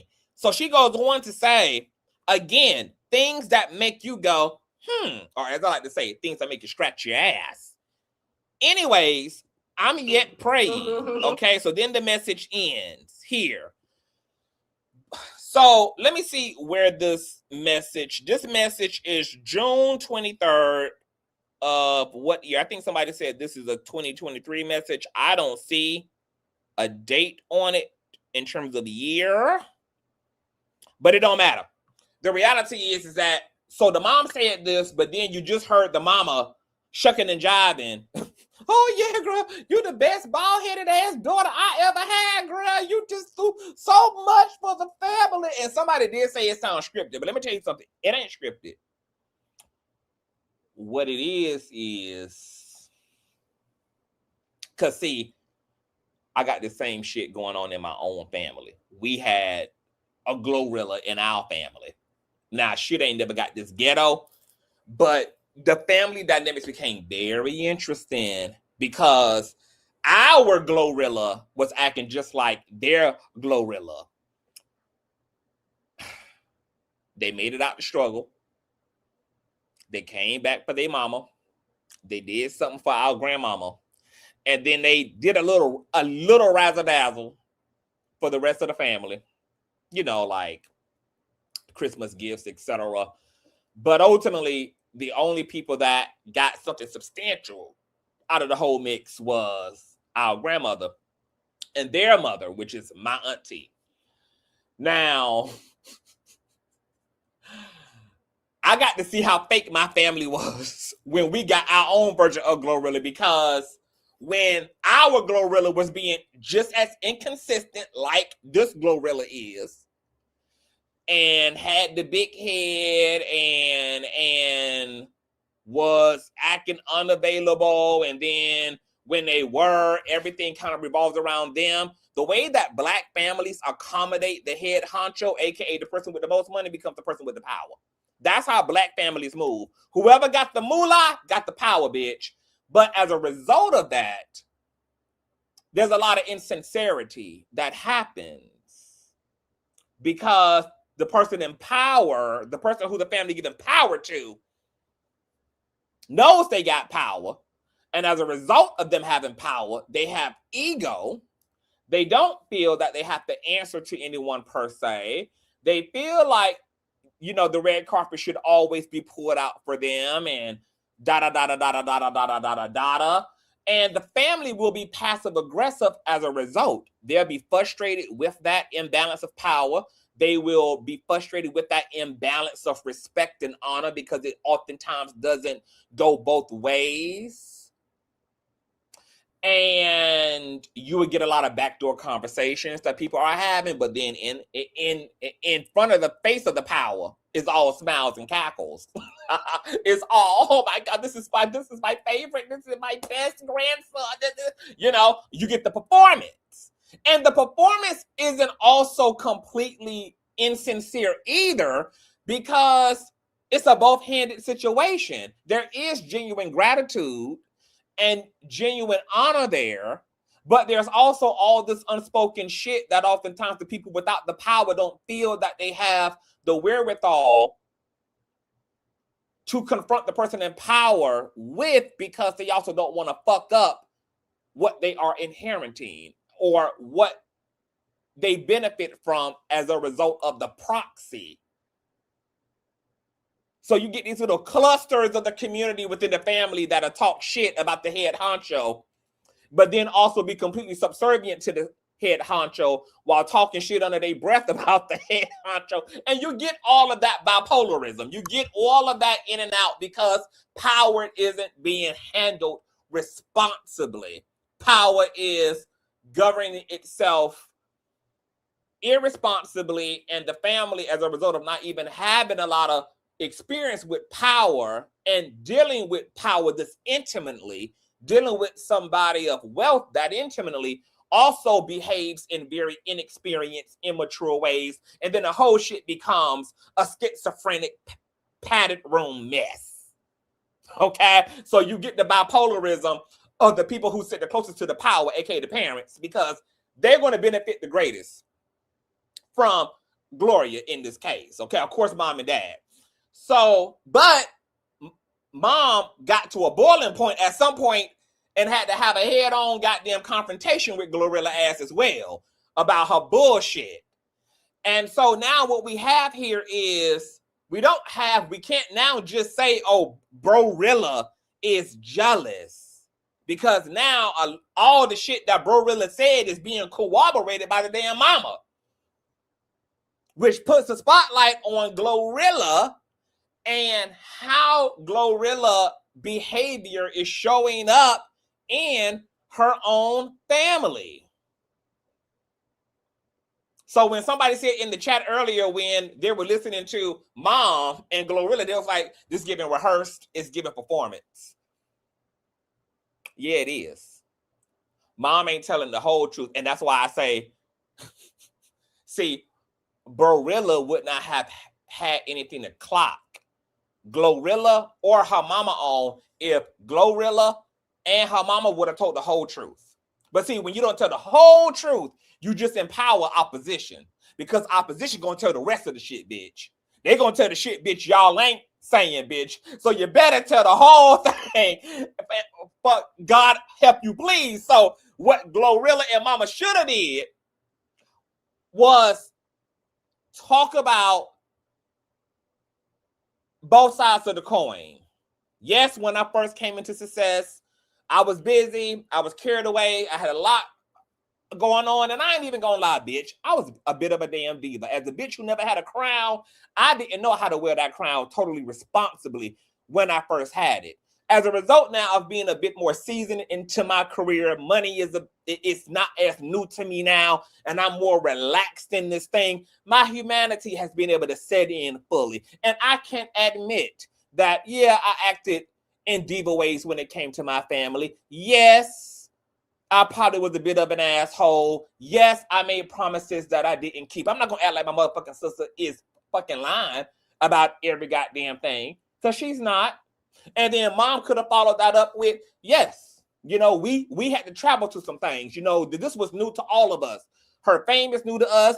Money is new to us. Nobody knew how to navigate this shit. There wasn't no blueprint for this shit. I was frustrated with certain things. Her siblings was frustrated with certain things. She was frustrated with certain things. She was in a place that we weren't in. We in two different worlds. So we've had to grow and evolve together. And I see, if they had a balance, the whole shit, BroRilla wouldn't have had nothing to weaponize against their ass. But because they want to get up there and tap dance and pussy pop and backpedal and cartwheel, BroRilla was able to clock the whole motherfucking thing. Okay, so now they got some problems because Glorilla and Mom Dukes really thought they ate, girl. You can tell Glorilla felt very vindicated, baby. She just felt like, girl, this was gonna dead the shit. And let me call this bitch a bitch on my way out, bitch. Okay, you can tell that Glorilla really baby, BroRilla pulled the motherfucking trigger, bitch. And she know BroRilla ass was already trigger happy, girl. So if you ever want to get in front of your ops, you ever want to get in front of opposition, bitch, how you really vindicate yourself in any situation is you tell the whole truth, bitch. You tell the ugly part, you tell the gorgeous part, you tell the whole thing. So a bitch can't spray you with shit, bitch. Cause I told me, you, and the rest of them niggas, bitch. I told the whole plague, real. Now what? And fuck you. That's how you run it. All right, so they got that there, girl. But this text, girl, we might have to come back and get it because that text is loaded. I mean, the mama talking about feeling set up by her own children. Glorilla acting like a damn slave owner when it comes to the siblings that she got living with her. They walking around like damn Rambo and shit with unlicensed damn guns. Shit. She popping off. She don't want them driving her vehicles, but she want their ass to pick her up though from the airport, girl. Okay, her word ain't no good. She telling them they can come and they can do this, and I'm gonna get y'all. And then she don't answer the phone when it comes, girl. Oh, baby, this some wild shit. Now I like Glorilla and everything, baby, but y'all know this ain't no stand account, girl. I don't be so far up no celebrity ass, baby, that I can't call it down the middle, baby. Okay, if there's some shit going on, it's shit going on. This is a mess. Now, Glorilla sister BroRilla also said this before she pulled the infamous screenshots. Let's check this out. For Gloria, now since my mama want to get in this shit, I'm finna send these group matches of her sitting here talking about Gloria don't fuck with her and she ain't game but shit. And my dad is a broke ass trick over there who can't even afford to put gas in this motherfucking thing. So now, all the family business is finna get out. Baby. I tried to leave at least some shit out. So if I'm making you look like a bad parent, that's because you are a bad parent. Because all I'm stating is facts. All right, so y'all want to get on this motherfucker and lie for Gloria? Now, since my mama want to get in this shit. Let me tell you something, baby. What you don't ever want to, baby, let me tell you something. Whatever your system you come from, baby, you better take the damn whomever is the archetypal black sheep in the family, you better take their ass with you, bitch, to the promised land. Because let me tell you something, baby. That the archetypal black sheep in any situation, girl, that's where the liability gonna always be at, baby. If you're trying to figure out who to take from your old life into the new life, or who you trying to make sure it's gonna be okay, baby, make sure the black sheep of the situation, the black sheep of the friendship group, the black sheep of the family group, is the motherfucker who you gonna make sure got a soft spot, baby, because the universe gonna reverse Uno on that goddamn black sheep, baby. Because see, the archetypal black sheep in the family is a truth bearer. They're the ones who don't have the capacity to censor the experience. They don't have the ability to protect people's egos in a situation. This oftentimes is what results in them being the black sheep, because they both verbally and materially rebel against the status quo of the community. They rebel against the abuse. So even when BroRilla, right, she was taking a stance against the physical abuse that was being disguised as discipline. And was like, no, baby, you're not going to be beating me and my siblings down to the ground. However, what's interesting, right, is that the sisters who living with Glorilla spoke out too and was like, yeah, we got beatings, but it was in the form of discipline. And that whole discipline thing is subjective. There were people who are okay with the fact that they got their ass whipped by drop cords and Nike boots and church heels and had old tires and shit thrown on them. There's people who cool with that. People who feel like that's all right. There's other people, baby, that wasn't okay. And we live in a society now where physical abuse of any kind is now a taboo thing.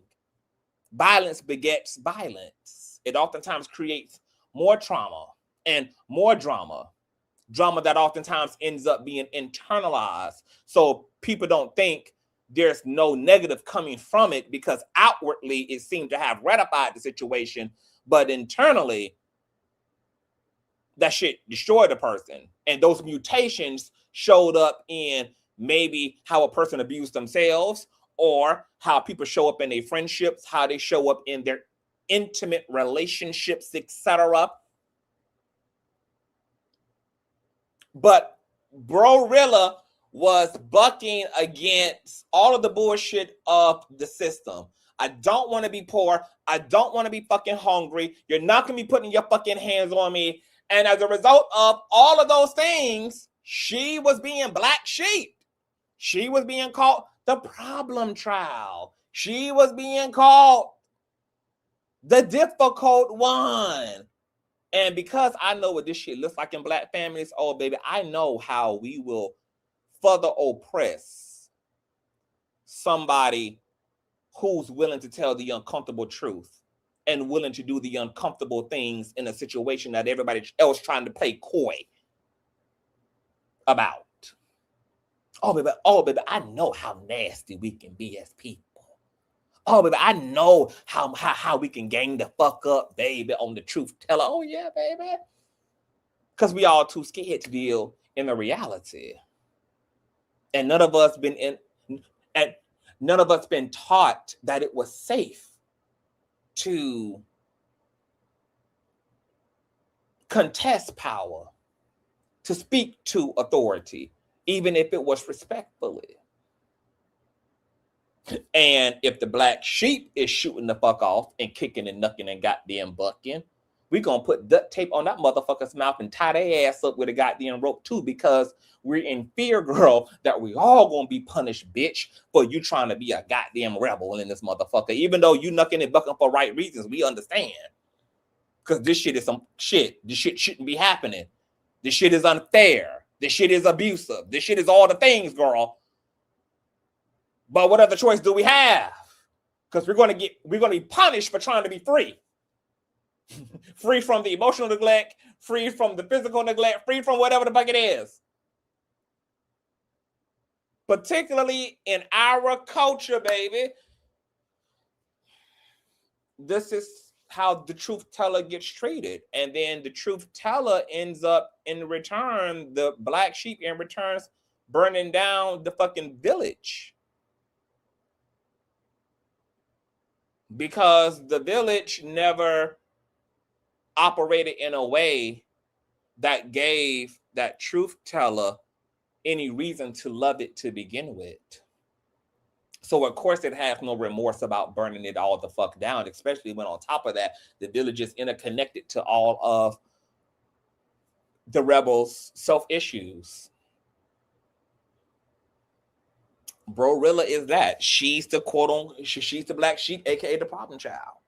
And she's getting the rep and her family from it.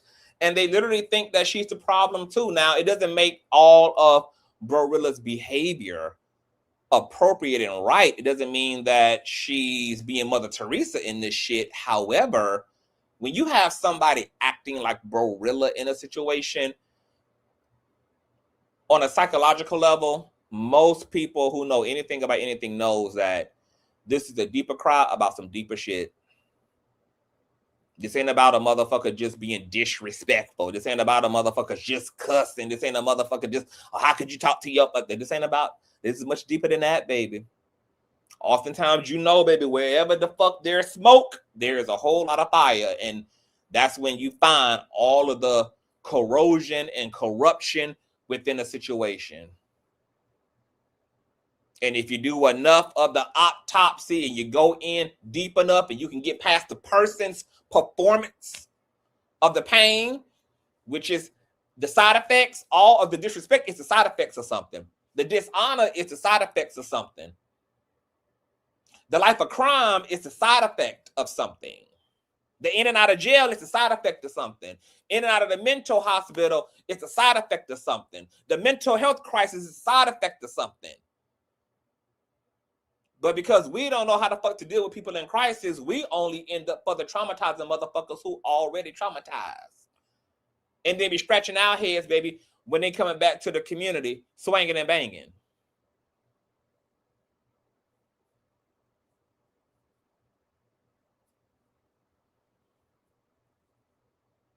And this is why black people got to do autopsies on cultural norms and all of that, because a lot of how we respond to shit be just as problematic as the shit that we're responding to. BroRilla, as we can now see, behavior is a part of something much more systemic than just her individuality. She inherited a lived experience that was hard. And Glow's own admission is that I'm lucky to have made it out. How hard and difficult and complex does something have to be, bitch, for you to look at your now happiness and say, bitch, I got lucky. Wow, bitch. That goes to show you just how far the contrast is between what we was and where we was and where I am, that it actually doesn't make any logistical, mathematical sense that I actually ended up okay. If you can say that, that means, bitch, where you came from was some wild shit. That was some wild shit. Baby, statistically, this should not be possible. Because we were living the impossible. I don't even know how the fuck it could be okay. I don't know how the fuck how I found my way to the light. Glorilla doesn't even realize how, even in her own admission of how lucky, how exceptional her blessing was, that she's also communicating everything that BroRilla is also articulating. They're expressing two sides of the same coin. And look, people can't do better until they have the means to do it. Because as long as I got to survive, I'm going to act like survival. I'm not going to act like a sane person. I'm not going to act like a civilized person. I'm not living in I don't have a civilized experience. I got trauma compounded by brokenness and poverty. And I've been culturally groomed in a low-income environment to be a fucking heathen as a means to survive, and you want me to act like a motherfucking lady. Where they do that at? I can't do no better than the better that I have to do it.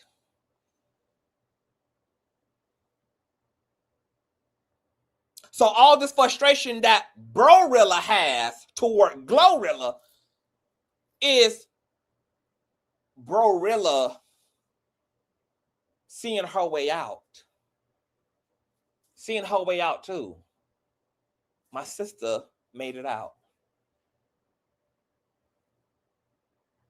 And of course, she's not going to be able to look at that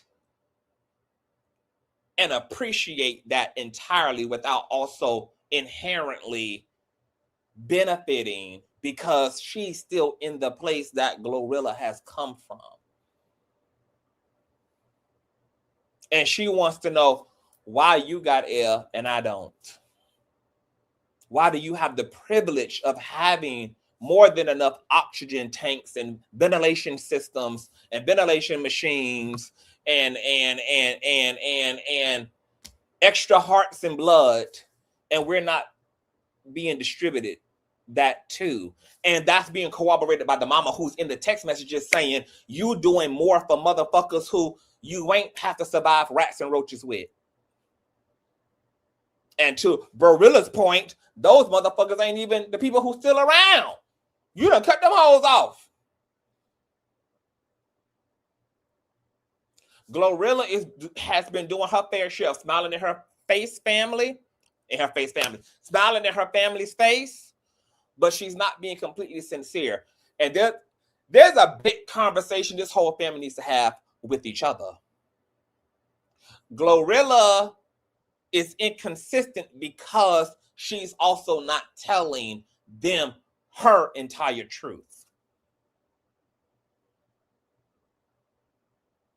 And maybe Glorilla navigated by silence, stuffing shit down, doing, focusing on survival, and then she finally made it, and she just went ghost.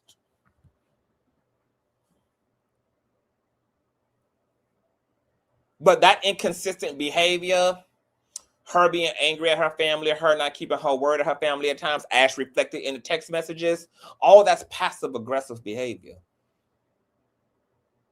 And people act passive-aggressive when they either don't know how to speak, they don't know how to talk, they talk, or when they're simply not telling the truth. They're trying to go along to get along, which is why communication is key. And if shit is really bad in your situation, y'all not gonna be able to pretend that shit away. Y'all not gonna be able to get rich that shit away. It ain't gonna be enough private jets, enough concerts, enough mansions, enough businesses, enough money coming in to keep that crut from ultimately being the elephant in the room. And the universe is going to conspire to bring that shit to the head and keep putting that shit right in the middle of everybody's shit until it gets fixed. Because ultimately, we are spiritual beings having a physical experience. So as much as we'll get obsessed over the physicality of the lived experience, we make our money, we go and be successful, we go to school, we go to college, we have our children, we marry, we fall in love, we travel, we want to live like the Joneses, etc. We forget that we're still spiritual beings and we're here for a deeper purpose, and we're evolving. We're working out individual karma, we're working out collective karma. That there are soul ties moving all up and through and tethering all this shit together. And so God don't give a fuck about how rich you get. That's why God is interrupting Glorilla shit with BroRilla. Because the universe don't give a fuck about none of that. The universe don't give a fuck about how facially balanced your shit is. It don't give a fuck about how beautiful you think you is, bitch, how sexy you think you is, bitch. It don't give a fuck about none of that. All God want, the only priority God really got is getting you to your work for your soul to be well.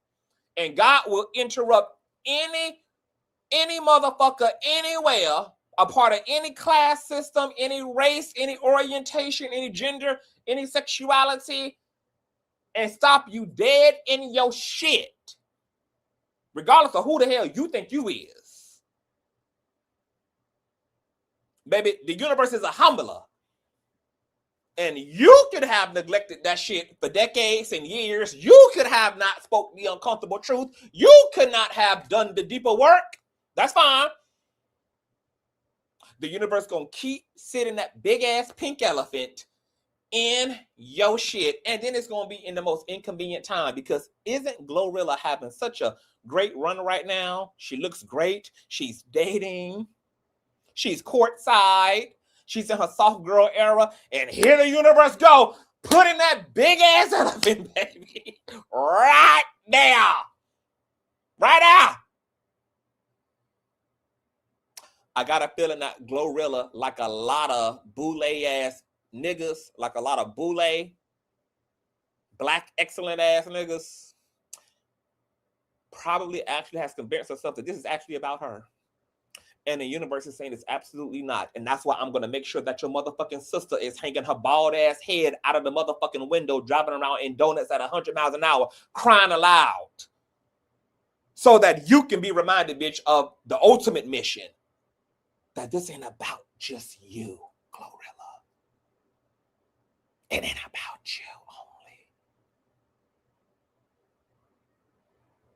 And the universe gonna tug on all of our wigs, bitch, when we get to believing that it is solely about us. It's not. It's not. Girl, I could go days just making a spiritual curriculum out of just whole Glorilla shit, bitch. We could talk about the archetypes. We could talk about the zodiac, how the astrological is infused in this bitch, the shadow work, bitch. Baby, this so the cycle, baby, there's so, girl, I could do so much. I can have conversations for days, layered conversations, girl, for days. This is the perfect pot of shit spaghetti to help organize all of the moving parts that inform our lives, from the psychological to the spiritual to the emotional. It's all there. It's all there. And the universe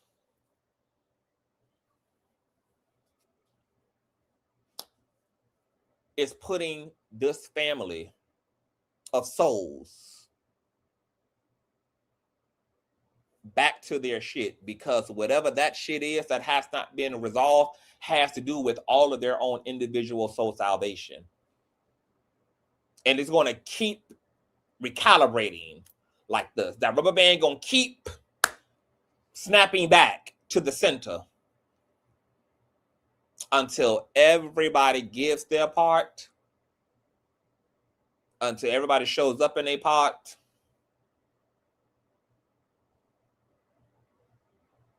until everybody actualizes their part. And what doesn't resolve with them, that's okay. The universe is going to give them a nigga who going to do it. A Glorilla see her undone work. It'll be in her man. It'll be in her future friends. A BroRilla is going to be in whatever woman she looking and lapping on. It'll show up. The universe going to bring you the same shit, even if it got to bring you that same shit in different bodies. But you're not going to escape the work. You're not going to escape the journey of the soul. You're just not going to do that. It'll just be different characters, same shit. All right, let's keep on moving. So, BroRilla has also been dragging the hell out of everybody who's been dragging her motherfucking ass. So, her and Shamar been at it, girl. So, let's check out what Shamar had to say, and then BroRilla's response. You probably want to know something that's just annoying as fuck.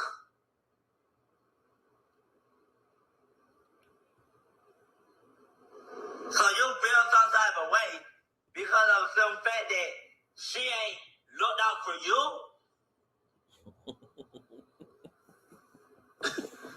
And on this and then you start just going in on your sister like, wait, that's your sister. What the fuck are you talking about? If I was you, Glorilla, I would keep doing what the fuck I do. Okay? I will keep doing what I'm doing. Not you, girl. They knows about Glorilla. You probably one of those sisters that just annoying as fuck.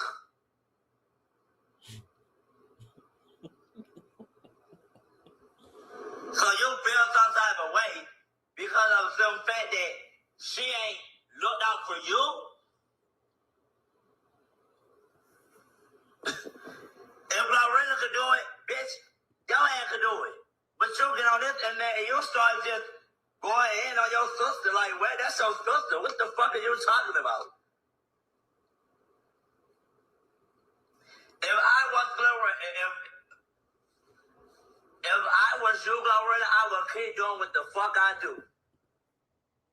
And this is BroRilla's response to Shamal. And she tried, girl. Stand this shit. Shamal, you don't even look good as a nigga or a bitch. Woo, you look bad on both parts. You don't look good as a nigga or a bitch. So why? What's up? What's up?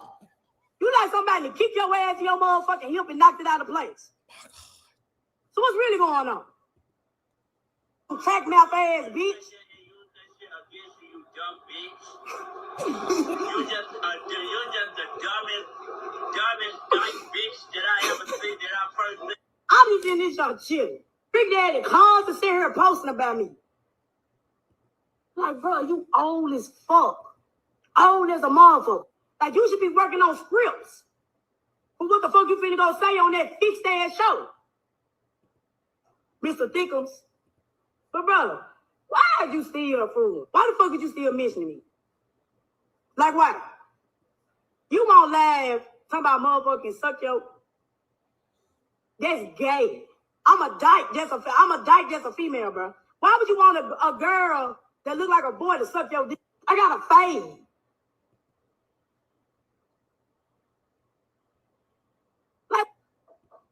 Like, and it's all niggas.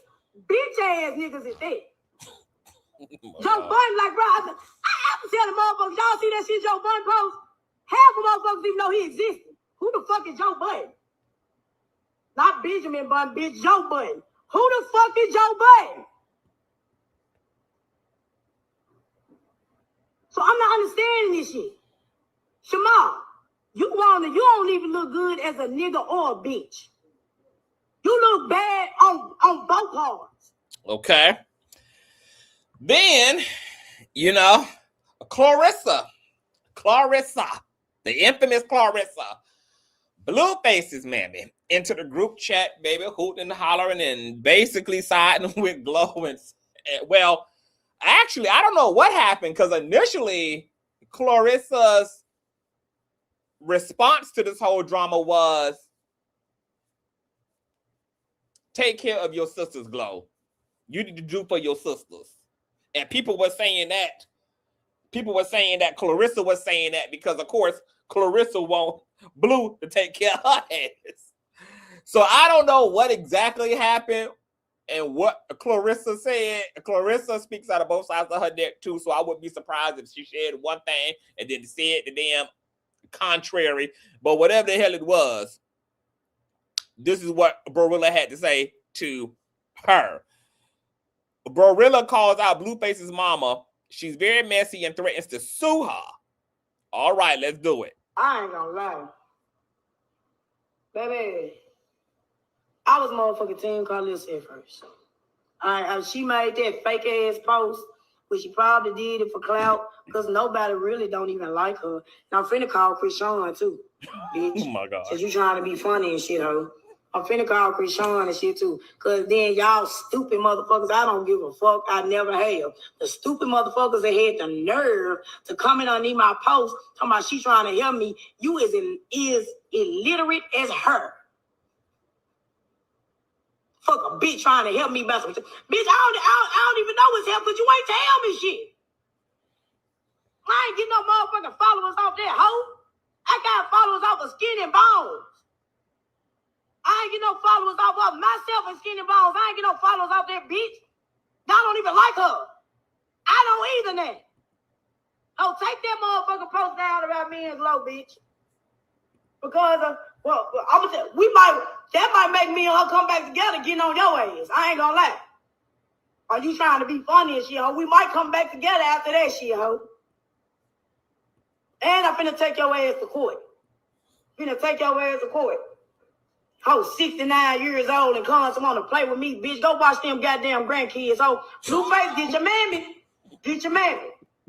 You ain't tell me this hoe was this damn messy. I used to say Krishan was wrong for beating that bitch ass, but now I see why she did. Get your mammy, bro. Still in the church Money. So apparently, Glorilla said that she was the girl's manager and was taking money for gigs on the low. No wonder BroRilla talking about spending her $2,500 to retain a damn attorney to sue this helper with. My God, today. Wow. I just really want to fucking know, like, how much did she get paid today? How much y'all think she got paid? You got paid $100. We buried the burial because she was real. Who the fuck I'll fuck with this bitch, man? Then I'm talking about. Hey, we bitch. But then I'm talking about, like, bro, y'all, but see, that's the internet is defeated. Because y'all do all that lurking and all that shit. Cause listen, I ain't gonna lie. Why? And you know what I love about, so far, she done got off in Carlissa's ass. She done got off in Joe Budden's ass. She done got off in Shamar's ass. And I love how she's talking to all these public figures like they ain't worth a good goddamn. Like, you wouldn't even know the people her ass is cussing out is even goddamn famous, baby. The way her ass is laying these goddamn people down, baby, and talking to their ass and about their ass as if they live right goddamn down the street from her, baby. I love how she just ain't got a single lick of damn respect for who a celebrity bitch think they is. My God, today, baby. Hell, baby. A BroRilla is motherfucking hell, baby. And I low-key am here for it. I love a good underdog, y'all. I'm sorry. So now she on Trick that ass. Because I told y'all in the last live, there was a lot of celebrities who had sounded off on this drama, honey. So she is circling the block, baby, like boys in the damn hood, girl. Got these celebrities running through alleyways and shit, girl, while she got the Uzi hanging out the window. So now it's Trick Daddy turn. Oh, and see it on Love and Hip Hop. Whining and dining ass nigga, all you got your name is a restaurant. Oh, you been fell off. And Trick Daddy, you need to get your real face ass on somewhere. Oh, I let that shit slide when you talking about I need to get my po ass on. You 90 years old and see it on Love and Hip Hop. Whining and dining ass nigga, all you got your name is a restaurant. Oh, you been fell off. And Trick Daddy, you need to get your real face. I am fucking screaming, y'all. I'm screaming. All right. So BroRilla is carrying, girl. Now, let me tell you something. So y'all know Tory Lanez gave her the $2,500 that she told TMZ, that she, all that she would want of if in the hypothetical Glorilla had $2 million. She said she would want $2,500. Okay. 2,500 of that, girl. Not 25,000. She would just want 2,500 of it. So Tory, instead of sending out money to his paid surrogate who just lost his damn lawsuit to Megan Thee Stallion, who out here self-representing in post-litigation, he sent what could have been Milagros coin directly to BroRilla instead, child. BroRilla thanked Tory Lanez for the $2,500 because she said she about to flip that shit in drug money, baby, and about to be on the up and up. And now, as a result of her new clout, as a result of tugging on Glorilla's lace front, She doing podcasts. She charging for interviews, baby. All her engagements on her social media have went up. Somebody said she went from like, what, 13,000 to like 500,000 followers and views and shit on Facebook. So, baby, the Facebook checks are clearing. The IG checks are clearing. If she come through on Miss YouTube, cleared. Okay, girl, the engagements are engagements, girl. From there, she'll be able to get her some brand deals. Start getting her a bunch of free shit. Okay, she got a price listing for anybody who want to know all her family business and want them on her pod, baby. She even went live and said, girl, she's a business now and she can file as a business owner and file her taxes now, bitch. Girl, I'm low-key happy for the bitch. Okay? Overnight, this is literally a rags to riches story, girl. And I hope she do what need to be done with it, girl, so she can let her go. BroRilla, let Glorilla hair go, girl, okay? Because I assume, girl, if the family stop trying to act like she ain't telling the truth, and I don't think they want to do no more responses, baby, because they ain't no telling what the hell sitting over there in her damn text thread. Glorilla and Glorilla Momrilla, baby, don't y'all do no more damn responses, bitch. Because I don't know what the hell her ass got loaded up in the iCloud, what the hell she got loaded up, baby, in the DMs, baby, because, baby, she sent y'all ass a nuke, bitch, today. I don't even know how y'all can even double dutch that shit back, baby. Leave BroRilla alone, girl. She got it, girl. Okay, just let her have this. Let her get it how she need to get it, girl. Glow, you ain't gonna lose no followers, so don't lose no sleep, girl. Just let your handsome sister, girl, do what she need to do, baby, because she got this, girl. Baby, the war is BroRilla's. And I low-key feel embarrassed for Glow because, girl, you can just tell how happy Glow was. Glow thought she really had ate that shit up when she got Mom Deuce off that phone and put that bitch on the end of her dissertation. Said, bitch, keep my motherfucking face. Girl, she thought she ate it down. Baby, they underestimated BroRilla comeback. This was the ultimate wild card reverse. Oh no, bitch. They ain't even, baby, we ain't even in Uno some more, baby. BroRilla is playing chess while Glow was playing checkers, bitch. Baby, now, as a result of that little cute tap dancing, Mom Deuce and Glorilla thought they were doing today, girl. Now there's more questions than there have even been answers, girl. Because that text message alone is so multi-layered. It is so heavy, baby. That could shut the whole damn family up for the rest of Glorilla's goddamn career, girl. Okay, you just sealed up the boat, baby. I don't think y'all want no more smoke with bro. I don't think y'all want it. That ain't turning out too well, baby. And y'all only 3 days into the battlefield, bitch. And BroRilla already done exterminated half the goddamn lineage, baby. Okay, to just leave this damn death angel alone, bitch. Okay? Leave alone, Glow. Now, I found these random ass interviews of Glow. I want y'all to check this out. So here Glow says, I thought it was normal to just sleep on an air mattress because I thought everybody did it. After she just tap danced and sat on the phone with Mom Deuce and act like Mom was the greatest provider in the world. And, oh, Mama, thank you for her. You raised me, you made me. You know it's all good. But here it is. She's talking about her childhood in the same way that BroRilla articulated. It's crazy how BroRilla really didn't tell no motherfucking lies, y'all. She really did. Because I thought everybody did it because I never went to my friends. refresh this. Check this out. Because I thought everybody did it because I never went to my friend's house. So I was just in my head like, oh, everybody do this. And then once I finally slept in a real bed, I thought it was just something that happened on TV. Like I thought everybody that lived where I lived slept on air mattresses. Because I came from nothing and it's like at a snap of a finger, you can be right back there. So, and I'm just blessed, like, because everybody don't get the opportunity to be where I'm at.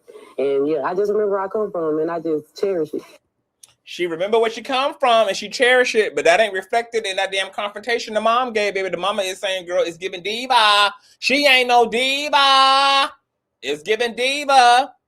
And she literally also just admitted what happened to her was the exception to the rule.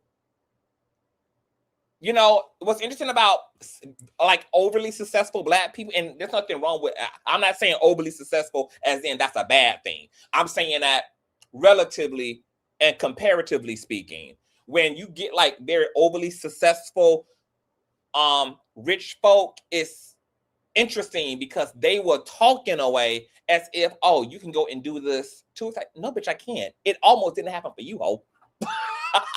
What you mean, girl? No, not everybody has the bandwidth, the ability, the resources, and the know-how to financially leverage themselves, especially if you come from a certain type of socioeconomic background. And apparently, BroRilla is illiterate. So, you know, she got to read on Braille and shit, bitch. Okay, so hopefully she'll get her somebody who got seeing eyes and hearing ears and shit, and she don't get ran up out of her 2,500 overnight and, you know, her up and coming coin. But to Glow's own admission, what happened to me is unique and exceptional. Yeah. And unique and exceptional people are called to do unique and exceptional things for people, especially the people in the communities that they come from. God made a Moses out of Glorilla. And Glorilla has kind of got swallowed up and lost in the sauce and thinks that it's just about her, and it's not. And she talks about being raised in poverty. She thought everybody slept on blow-up mattresses, etc. She didn't know that beds existed. She didn't know what she thought a bed was a blow-up mattress. It wasn't until she went to other people's house, because that was their normal. My. All right. Like, reach. Now, check this out. She seemingly is talking about Scarface here. People think that she's talking about BroRilla, and she probably is. Tried to keep us away from. She wanted us to be like real, like godly, but we was in the hood where everybody was there, so it was kind of hard. But she kept us away from. But like, I didn't go to school until I got into 5th grade. I was homeschooled until 5th grade. Yeah. Now, was that a choice of your mom's, or she was forced because DCS made her do it? Because my sister used to always call DCS on my mom because my mom used to give us whoopings, and so my sister. What's DCS? Like Department of Children's Services. Okay, so the child services. Okay. Yeah. So, my sister had got to a point where she didn't like getting whoopings, like so. And how old is your sister? This sister that was doing it? At the time, she was probably like 12. And you have one sibling? No, my mom got 10 kids. Your mama got 10 kids? Yeah. And are you the youngest, middle, I'm oldest? number 8. You number 8? Yeah. So was this sister like the oldest, or? She like the middle. Okay. Yeah, she was in the middle. So the middle child syndrome, baby. The middle child, the black sheep, baby. That middle child is gonna be hell. Yeah, she was number 5. And so yeah, she got the phone, she didn't like it whooping, so she used to call child services on my mama all the time. And so she told me on the period, baby. And let me tell you something. I ain't bad at BroRilla forward, baby, because baby, I can't get no work either. I only got one whooping in my whole life. My brother endured all the ass whippings. I got one whipping in my life. I was a really well-behaved honor roll student growing up. You know, I was the boy next door. Growing up, I had that whole thing down. So I only got one whipping, girl, and it was the only whipping, child. But let me tell you something, baby. If my mom and daddy would have been putting hands and feet on me, putting belts and switches to ass, but belt to ass, baby, it would have been belt and ass to DCS as well, because I can't get no work. Baby, I don't know whether it's the Scorpio in me, girl, but I know even as a child, I ain't never liked nobody put their hands on me. I just didn't, girl. I just always had a thing about that. I just don't respond well to any type of physical aggression from a man for a woman. I just don't respond well. That's why I'm a de-escalator, girl, because I know that I'm going to proudly be in an orange jumpsuit, and I know that I'm going to be the one, baby, to jump to all the conclusions and to escalate a situation and make it from bad to worse, girl. So I try to be on my extra P's and Q's and not cause no problems, honey. Okay, I'm a real cool Scorpio. Okay, I go out of my way, girl, so that I ain't got to go left in this motherfucker. So I don't believe in disciplining children physically. I think physical discipline is weird. I think it's strange to try to slap frustration out of a child, try to beat a child into quietness. It's just, I don't know. Physical, it just doesn't make no sense to me. All the research around it explains why it don't make no damn sense to me, because there ain't no sense in it. So I can't even be mad at BroRilla for deciding, girl, that all 9 of y'all asses can endure this, girl. But I can't get no work. I can't get this type of work. This type of work ain't gonna work for me. Okay, baby. Y'all can be okay. But for me and mine, for me and my butt cheeks, we can't get no work. Not this kind of work, baby. Mama gonna have to find a way, another way, girl, to give me the lesson, baby. Okay, so I ain't even mad at it. I ain't mad at it. My mama wasn't teaching us to homeschool and stuff like that. So they made my mama, like they forced her to put us in school. We would have never probably went to school if they ain't do that. So how was the transition from you being homeschooled to school? Like when I, like how outgoing I am now, I wasn't like that at first. Like I was shy. My mama tried to keep us away from. So like BroRilla had said first. So what's crazy is that really what it sounds like BroRilla is describing is that the mom had them homeschooled because maybe they were very poor and she didn't want the kids to go to school and talk about maybe the way they lived, or maybe lights being off, water being off, them not having food, because all that would get the system activated. And then there was a lot of quote unquote physical discipline going on too. Maybe it can be argued that the mama was being fucking abusive and she was trying to hide the receipts of that abuse by keeping the kids quote unquote homeschool.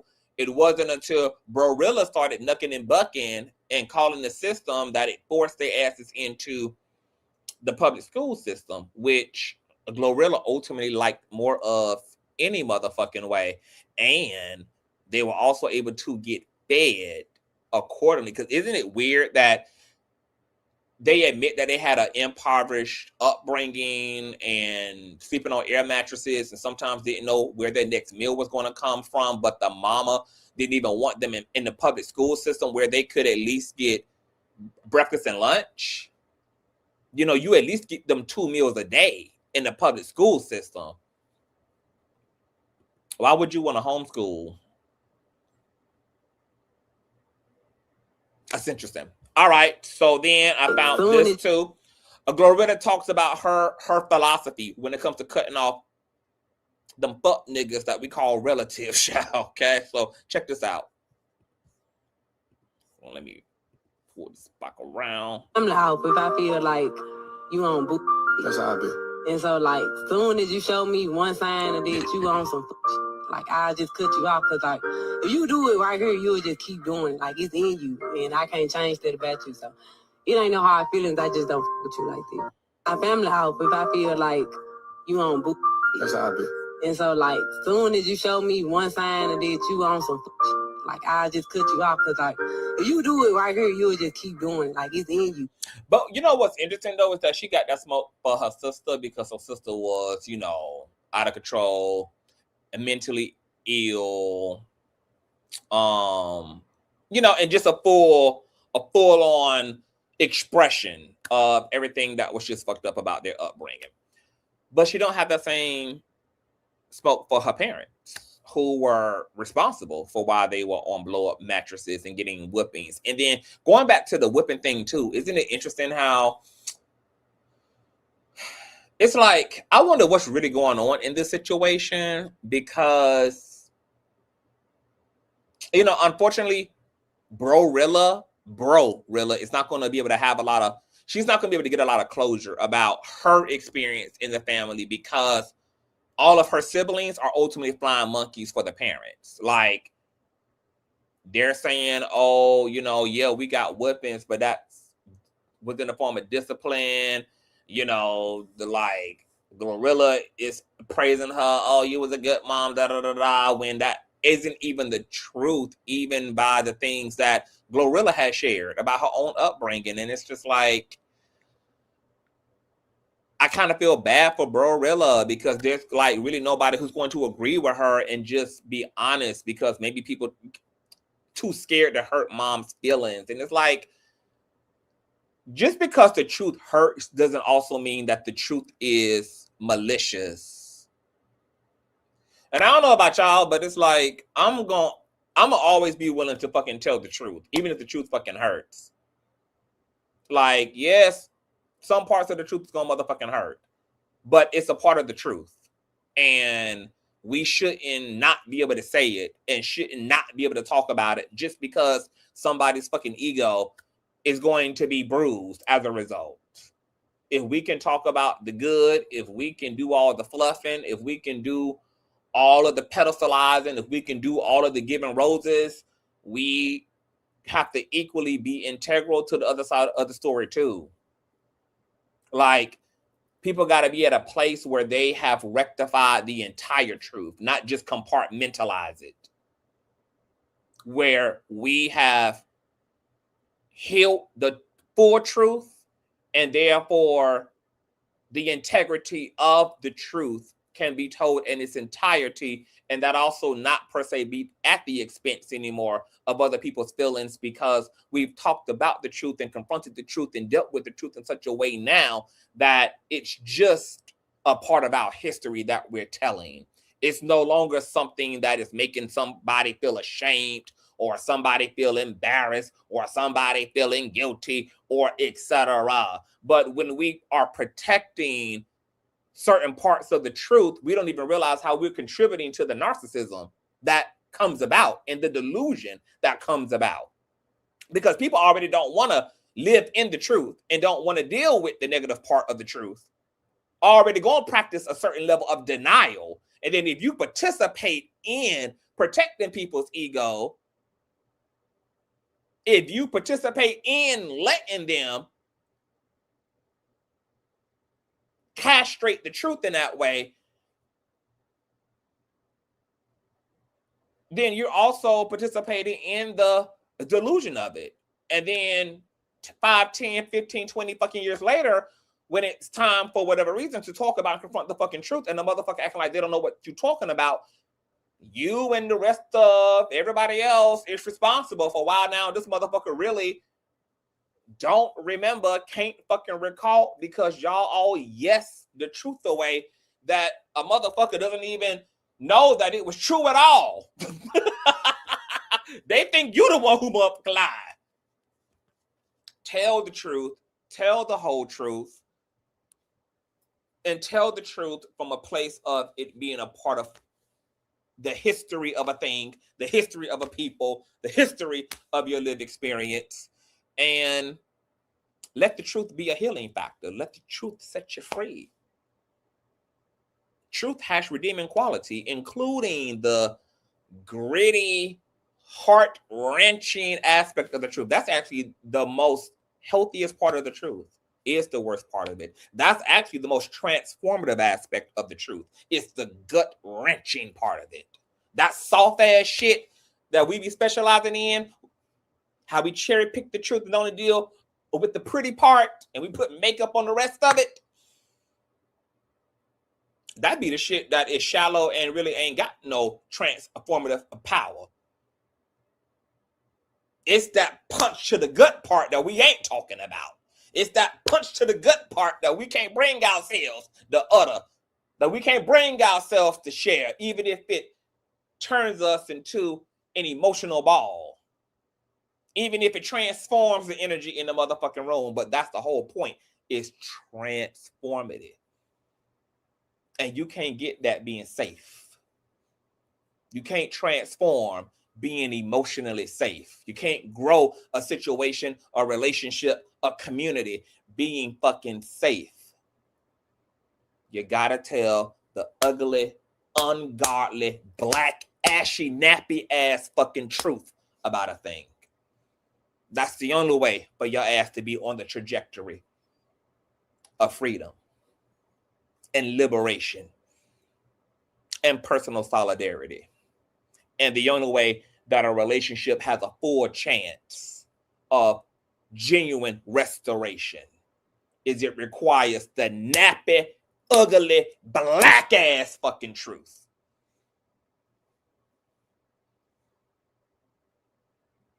And if we can't do that to get to the bottom line, then we might as well not do nothing at all.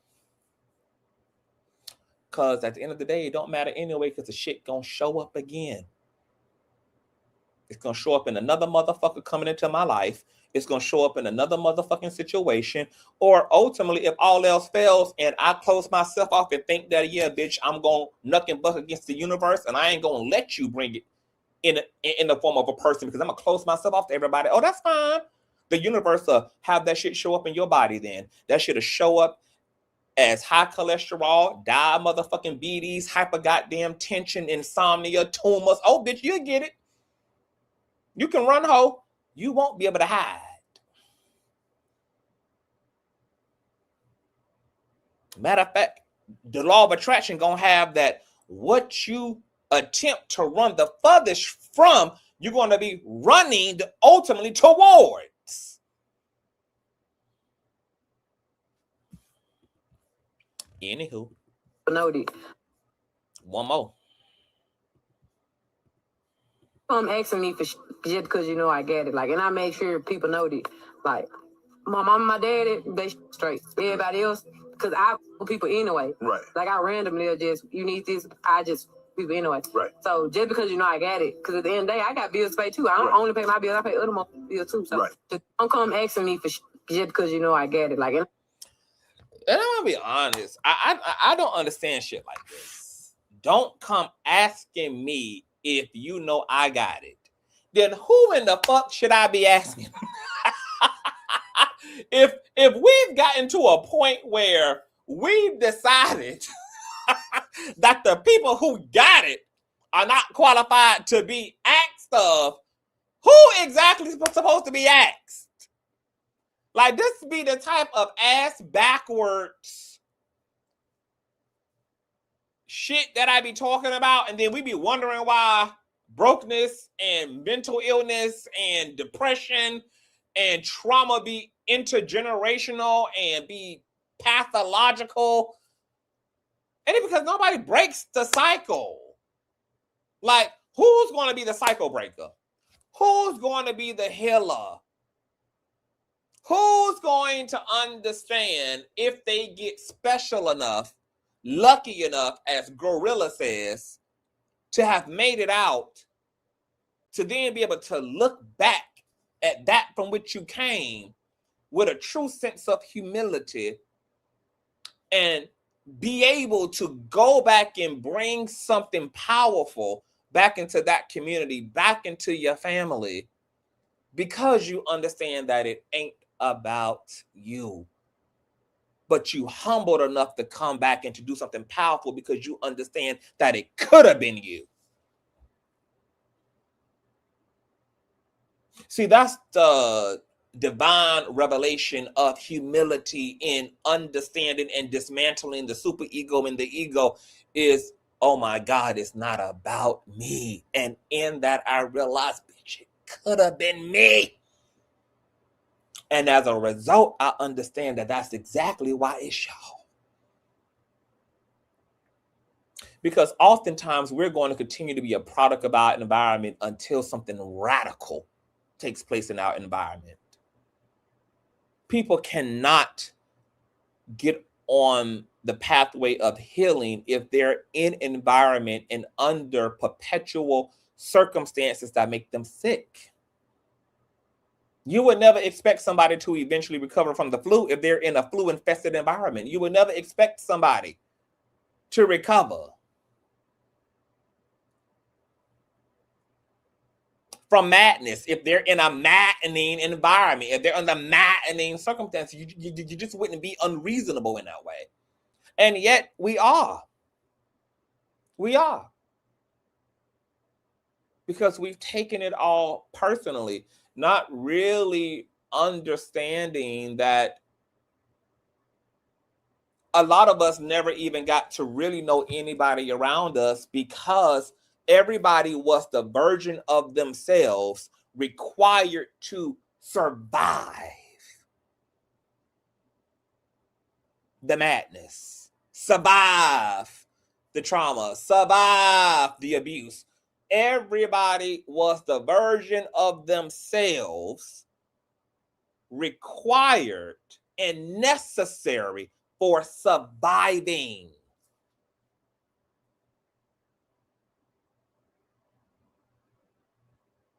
Because when in Rome, you do what Romans do. When in gangsters' paradise, you do what gangsters do. Unfortunately, people are going to allow their environments and their lived situations to shape them, even if it's against what they desire. Because the pressure from that type of external stimuli eventually becomes a part of your innate personality and shapes your psychology. It shapes how you be, how you show up. This is why you can't change an alcoholic keeping his ass in the bar.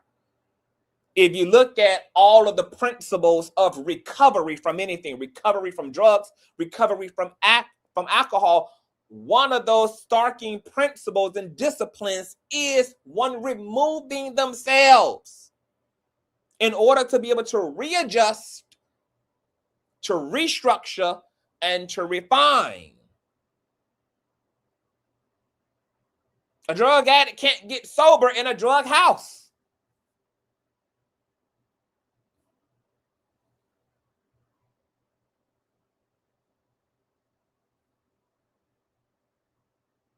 Glorilla's success was spiritually designed to be able to be an arc to help give her people the opportunity to exist in a different way so that they could be a different way. Now, she's not responsible for making them different.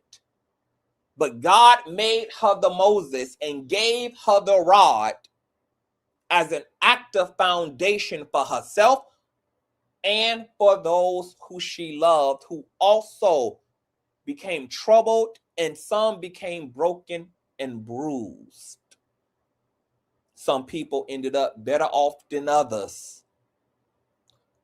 BroRilla seems to be the person that internalized it in the most destructive way.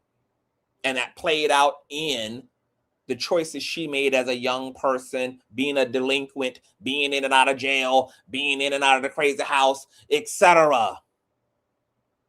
That doesn't necessarily also mean leave her behind when she's a full receipt of what the fuck could happen if anybody is left to be truly forgotten in that. And if the family doesn't take the opportunity in whatever way that would look, whether that's a monetary opportunity, whether that's an environmental change, however, Glorilla can execute however she wants. She can execute the rescue and the aid however she wants to. It's up to them to take it and to lean into it the way that she's leaned into it to get to her other side. But she was definitely meant to go back for her people. And it's too many niggas that have been blessed to make it out and have been given a cart and a cup that overfloweth and have not even given the overflow to their tribe. whose luck is in the Moses. Moses ended up lucking up and being chosen by God. And then in that luck, the destiny of 1 million other motherfuckers was interconnected to his luck, to his draw the luck. And it was up to them. Once Moses understood too, it's not just about me, it's about us. And did his part in providing the people with the utilities and the resources to do what needed to be done, then it becomes every man for themselves. Because I'm not responsible for what you do with the other side, but I am clear and mature enough to see that God has given me the tools to also give to you so that you can have a chance to get to the motherfucking other side. And it's up to you to use your legs and to use your faculties to take full fucking advantage of the opportunity. I'm not responsible for whether you make it, but I do have my part in helping you to be on the way to what could be yours, depending on what you do on the motherfucking way. But when we egotistical and we selfish as fuck and we in our egos, we make it about us. We make how people have treated us about us, and it's about us, and it's about me, and then we miss the wide lens. We have everything in our lives on selfie fucking mode. Selfie mode. And not landscape. But when you're both the biological being and your spiritual being, you have to learn to see from both selfie mode and landscape. You got to be able to discern when you employ selfie mode and discern when you employ landscape mode. Both lenses are necessary. Both perceptions are necessary. Both capacities are necessary. You cannot live your life solely from landscape mode. And us, and then there's no you. And you can't live entirely exclusively from selfie mode either. Where it's me. And forget that you also have a responsibility to the world around you, to the system around you, to the community around you. What's happening in Glorilla's life is playing out on the larger scale so that we all can have this conversation, because this is beyond mess.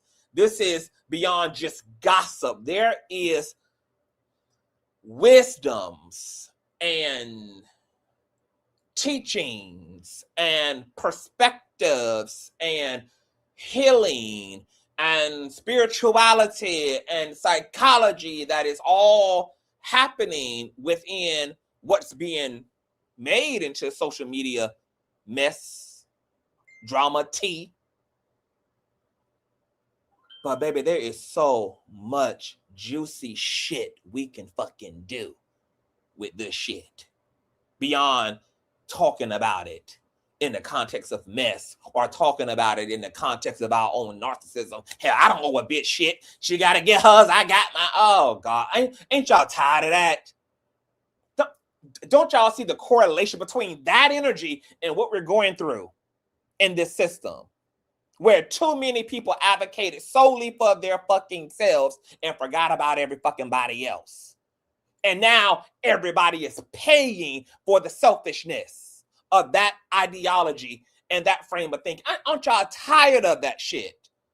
Aren't you tired of the me, I? As if other people don't fucking exist. As if other people aren't necessary. As if the balance of life is not for it to all come full circle. We're out of our spiritual minds in this country. We have a no child left behind attitude. Don't leave me, don't leave me, don't leave me. While at the same time holding a fuck you. I gotta get mine. You better get yours. These things cannot exist in that way. We are out of control. But what we are is seeing the fucking results of the way we generally think and the way we generally be. And now we're all in some general ass shit as a result. And we got to clean it up, baby. We got work to do. Every community in this fucking system got work to do. The LGBT, the black woman, the black man, the black collective, the Latinos, the Africans, the natives, the Saltines, baby, the left, the right, the in-between, the progressives, the liberals, the independents, the Repubs, the Dems. Baby, America is about to blow like a motherfucking kid. And if we don't get to a true sense of ethics and morality, bitch, these Dr. King speeches that used to save us and used to remind us of ourselves are going to fall on dead bodies because they have no souls. And therefore, you cannot make a moral appeal to a system and a people that don't have a moral conscience. Let me get the fuck up out of here, bitch, before I get to girl. Cause because I end up really preaching this shit down to the motherfucking ground, bitch, and setting shit ablaze. Let me get the fuck up out of here, baby. Cause see, y'all ain't ready. Y'all ain't ready, baby. Y'all ain't ready for that type of spiritual smoke, baby. Y'all ain't ready. Let me get the fuck up out of here. It's been nice. It's been lovely. Tell me what the fuck y'all think about all the things, honey. Leave your comments and everything below. Thumbs up. Share. If you enjoyed yourself, y'all know what to do. Show the king some love and a like on the share. Clip your favorite parts, etc. Follow me on all social medias. My donation informations are in the description box. They're at the bottom. They scrolling. They doing all the things on Cash App and PayPal, spelled just like the channel is here. I love you long time, and I got a feeling this ain't over. So we'll be doing a part 3. I got a feeling this ain't over, baby. So we'll be doing a part 3, honey. Let me go pick my afro out, okay? Eat me some lettuce and feel good. I'll see you guys later. Peace.